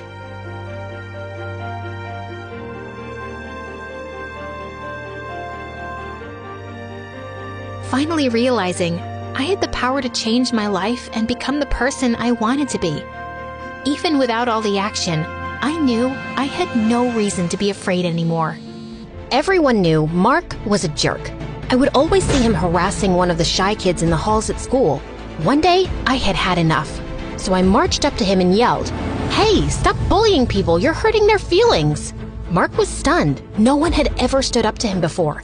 The shy kid ran away and we were left staring at each other. I was scared of what he would do or say, but he didn't really do or say anything. He only looked down like he was really sad and walked away. I was so shocked, and I had to admit, I felt kind of bad. I never yelled at anyone before, and I only did it because I thought he would get mad. But seeing him sad made me feel terrible. The next day, the entire hallway stunk. Everyone was trying to find out where the smell was coming from. As soon as I got close to my locker, I knew something was wrong. I opened it to find that it was yesterday's fish sandwich. It had been put in there and left all night. I almost puked. That's when I saw Mark smiling from down the hall. He was wearing those big, stupid headphones he always wore, and he even waved to me. All the guilt I had disappeared. I was gonna get him back. Just needed to figure out how. All day, I snuck behind him, following, watching, like a stealthy ninja. Every move he made, I was right there, but he never saw me. I noticed him writing in his notebook all day, in every class, but he was never prepared with the assignments. So I knew whatever he was writing, it wasn't homework. The notebook became my obsession. I needed to know what was in it so I could use it against him, but he never left the thing alone. It was always right beside him. Finally, in English class, he went to the bathroom. But he was smart, or should I say paranoid enough, to put the notebook in his bag. I pretended to drop my pencil and crawled to his bag. I couldn't take the whole notebook without being discovered, so I just opened the zipper, and I hoped that would be enough for the notebook to fall out when he took his bag. And then, when the bell rang and class was done, he put his earphones on again, picked up the bag, and the notebook fell out. He didn't hear it, of course, so I ran and grabbed it. I ran home and read it. It wasn't jokes or anything mean. It was poems, and they were all really sad and beautifully written. I almost cried reading them. Suddenly, I understood why he was so mean to people. It sounded like his dad was really mean to him at home and made him feel like he was nothing at all. There was a time when we were little in kindergarten when Mark would tear up the notes that came with school lunches from other kids' moms. I thought he was such a jerk for doing that. But one day, one kid's lunch had 2 notes, and one was for Mark. I guess that mom heard what he was doing and thought maybe it was because he didn't get notes. Mark never ripped up the notes again. I had totally forgotten that, but now reading his journal, I remembered he was in foster care, which meant the people he lived with weren't even his real parents, and maybe they didn't want him at all. I guess if you feel like an insect, being a bully is probably the only thing you can do to feel like you have any say in your life. I wrote him a letter and said it wasn't his fault that he felt like that. I finished the letter and put it in his notebook. When I saw him at school the next day, I felt totally different about him. I saw the sadness in him and how no one paid any attention at all to him. And I admit, I swooned a little when I realized he was actually pretty cute. I got the notebook out and walked up to him with it. Is that mine? It, fell out of your bag yesterday. And you didn't give it back? I got busy, sorry. I gave it to him. He opened it and saw my letter. He read it there as I stood watching, my cheeks getting redder and redder by the second. You read my journal? He kept his eyes on the page, like he couldn't face me. I understand why you're mean to people, but before I could finish, he ripped my letter from the notebook and dropped it on the floor. Don't ever read my stuff without permission again. All the good feelings I had for him disappeared. Didn't he know how hard I worked on that letter? How much I cared? Not to mention, I bore my soul to him. I got red again, but this time, it wasn't embarrassment. It was rage. That night, I told my mom everything. She told me, Honey, you tried to do something nice, and that's great. but you read his private journal without asking. You invaded his privacy. I'm the only person who saw him. Everyone else ignores him. I understand, but that doesn't make him any less worthy of having privacy, does it? I went to my room without talking to her for the rest of the night. How could she not see what I had done? I put my heart on the line and got rejected. I did the right thing. All I wanted was to help him and let him know I understood. That night, I couldn't sleep. I kept tossing and turning, thinking about how he acted, but also what my mom said and how violated I would feel if someone read my diary. After barely sleeping a wink and finally calming down so I wasn't so angry anymore, I decided she was right.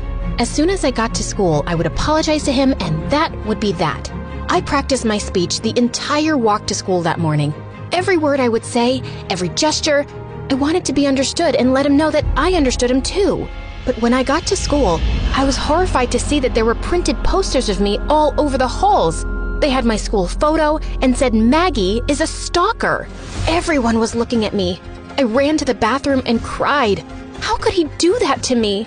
Maybe I was wrong to think he had any good in him at all. I wanted to run away and go home, but we had a big test that day, so I had to sit in class after class while the other kids whispered about me. I sat in all my classes getting angrier and angrier, waiting for my last class when I would finally see him. I couldn't wait to confront that jerk. When I finally saw him, he smirked at me. I stomped right up to him and yelled, "Tell them it was you." It was me. "Tell them it's not true." It is true. You read my journal. I was so frustrated. All I could think of was to scream. Ah! The teacher came up to both of us and gave me detention for yelling in class and gave him detention for pulling the prank. When we were both in detention, I made sure I was looking out the window or at the ceiling. Anywhere as long as we were not looking at each other. And of course, he starts whistling. I had to grind my teeth to keep from yelling again. Then the teacher left to get a coffee, and we were left alone. It was so awkward. After a while, he took out his notebook and was reading something inside really intently. I had to admit I was curious about what it was. And then he wrote something, and I was so mad at myself for even caring, but I did. I wanted to know what it was. As much as he annoyed me, I really did like his poems.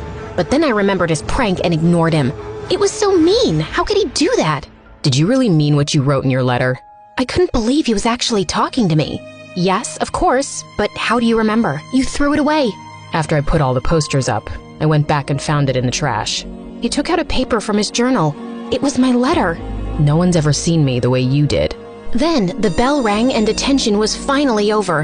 He moved to the door, but before he could leave, I said, "I'm sorry about reading your journal, but I really like your poems." He turned and looked me in the eyes and said, "Can you come to my house tomorrow?" I was shocked and couldn't speak for a minute. Before I realized it, I said, "Yes." He ripped a piece of paper from the journal and gave it to me. It had his address and a note for me. I read it when he left. It said, "To the girl who saw through me. Usually, everyone sees past what I am, or I might become. But when you looked, you saw something more. To them I am glass, cold and cracked. But to you I am water, living and essential. I have never been seen before. It scared me. Thank you. I'm sorry." Again, I swooned. The next day was a Saturday, so I went to his house and heard yelling as soon as I got close. The house was small and the yard kinda dirty. I knocked on the door and Mark came out, holding a guitar. His right eye was bruised. He moved past me, walking toward a path in the woods across the street. "Are you coming?" I followed him all the way down to the shore of a lake I didn't even know was there. He sat down, and I sat down beside him, wondering what he was thinking. "You said you liked my poems." I did. "They're not poems. They're songs." "Oh, can I hear one?" "I've never played for anyone before." "You don't put yourself out there. That's why people don't pay attention." He hesitated, then played the guitar and sang one of the songs. He sang about his fears, his sadness, and about feeling like a monster for having to put people down to make himself feel big. When he was done, he wiped a tear and said he would have to go back or his foster dad would be angry. He left me there by the lake as I watched the sunset over the water. I knew I was falling in love with him. When I got home, my mom told me the one thing that would ruin everything, just as it was all getting so good. We were moving across the country. She told me she was sorry, but we had no choice. When I saw him across the lawn at school, he smiled at me. I practically melted, but my smile faded quickly. He knew something was wrong. He came up and walked with me. "Are you okay?" "I have to move." His eyes immediately lost their light. I could tell he was devastated. "What are you thinking?" "It's selfish." "It's okay. Tell me." "You're the only one who sees me." "Maybe that's true right now, but it doesn't have to be. Your songs are beautiful." "I don't know how to talk to people. I don't relate to anyone." "Of course you do. We all have pain. We all get bullied. Even you." He thought about what I said, then a smile crept on his face and he looked right at me. My heart stopped when I saw his eyes. They were bright and full of hope. "I never thought about that. Thank you. I can't believe you're moving away." "I know." We both looked down, sad for ourselves because of how little time we had together. And then I raised my head and said, "You know what? We're here now, right? So why are we sad? We can be sad when I leave, but today, I want to be happy." "You can just decide to be happy?" "Yep, why not? You're here, I'm here, we have all day to talk and hang out." He thought about what I said, then smiled. He looked at me and asked, "What do you want to do?" Without thinking, I leaned over and kissed him. His cheeks turned bright red. We both laughed. He took me to a boba tea place, then we ate some ramen and even went to karaoke. I had never had so much fun. I was worried it would only last for today, but I put all the worry behind me and enjoyed the moment. That night, we had to say goodbye. It was the hardest thing I ever had to do. He walked me home and kissed me before he left. The last thing he said to me was, "If I never see you again, please know you'll always be with me and all the people I help with my music." I watched him leave, holding on to the moment as long as I could. When it was time, we packed the moving truck and left. Then to my surprise, I saw him. He was on the sidewalk, talking to one of the shy kids he used to pick on. But this time, they were both smiling. He was apologizing and making friends. I knew then that everything would be okay. And as for me, I was going somewhere new. Sure, it was scary and a little sad, but it was also exciting. Who would I meet? What would I do there? I decided to enjoy every day and made a promise that I would make the most of any situation that came up in my life, good or bad.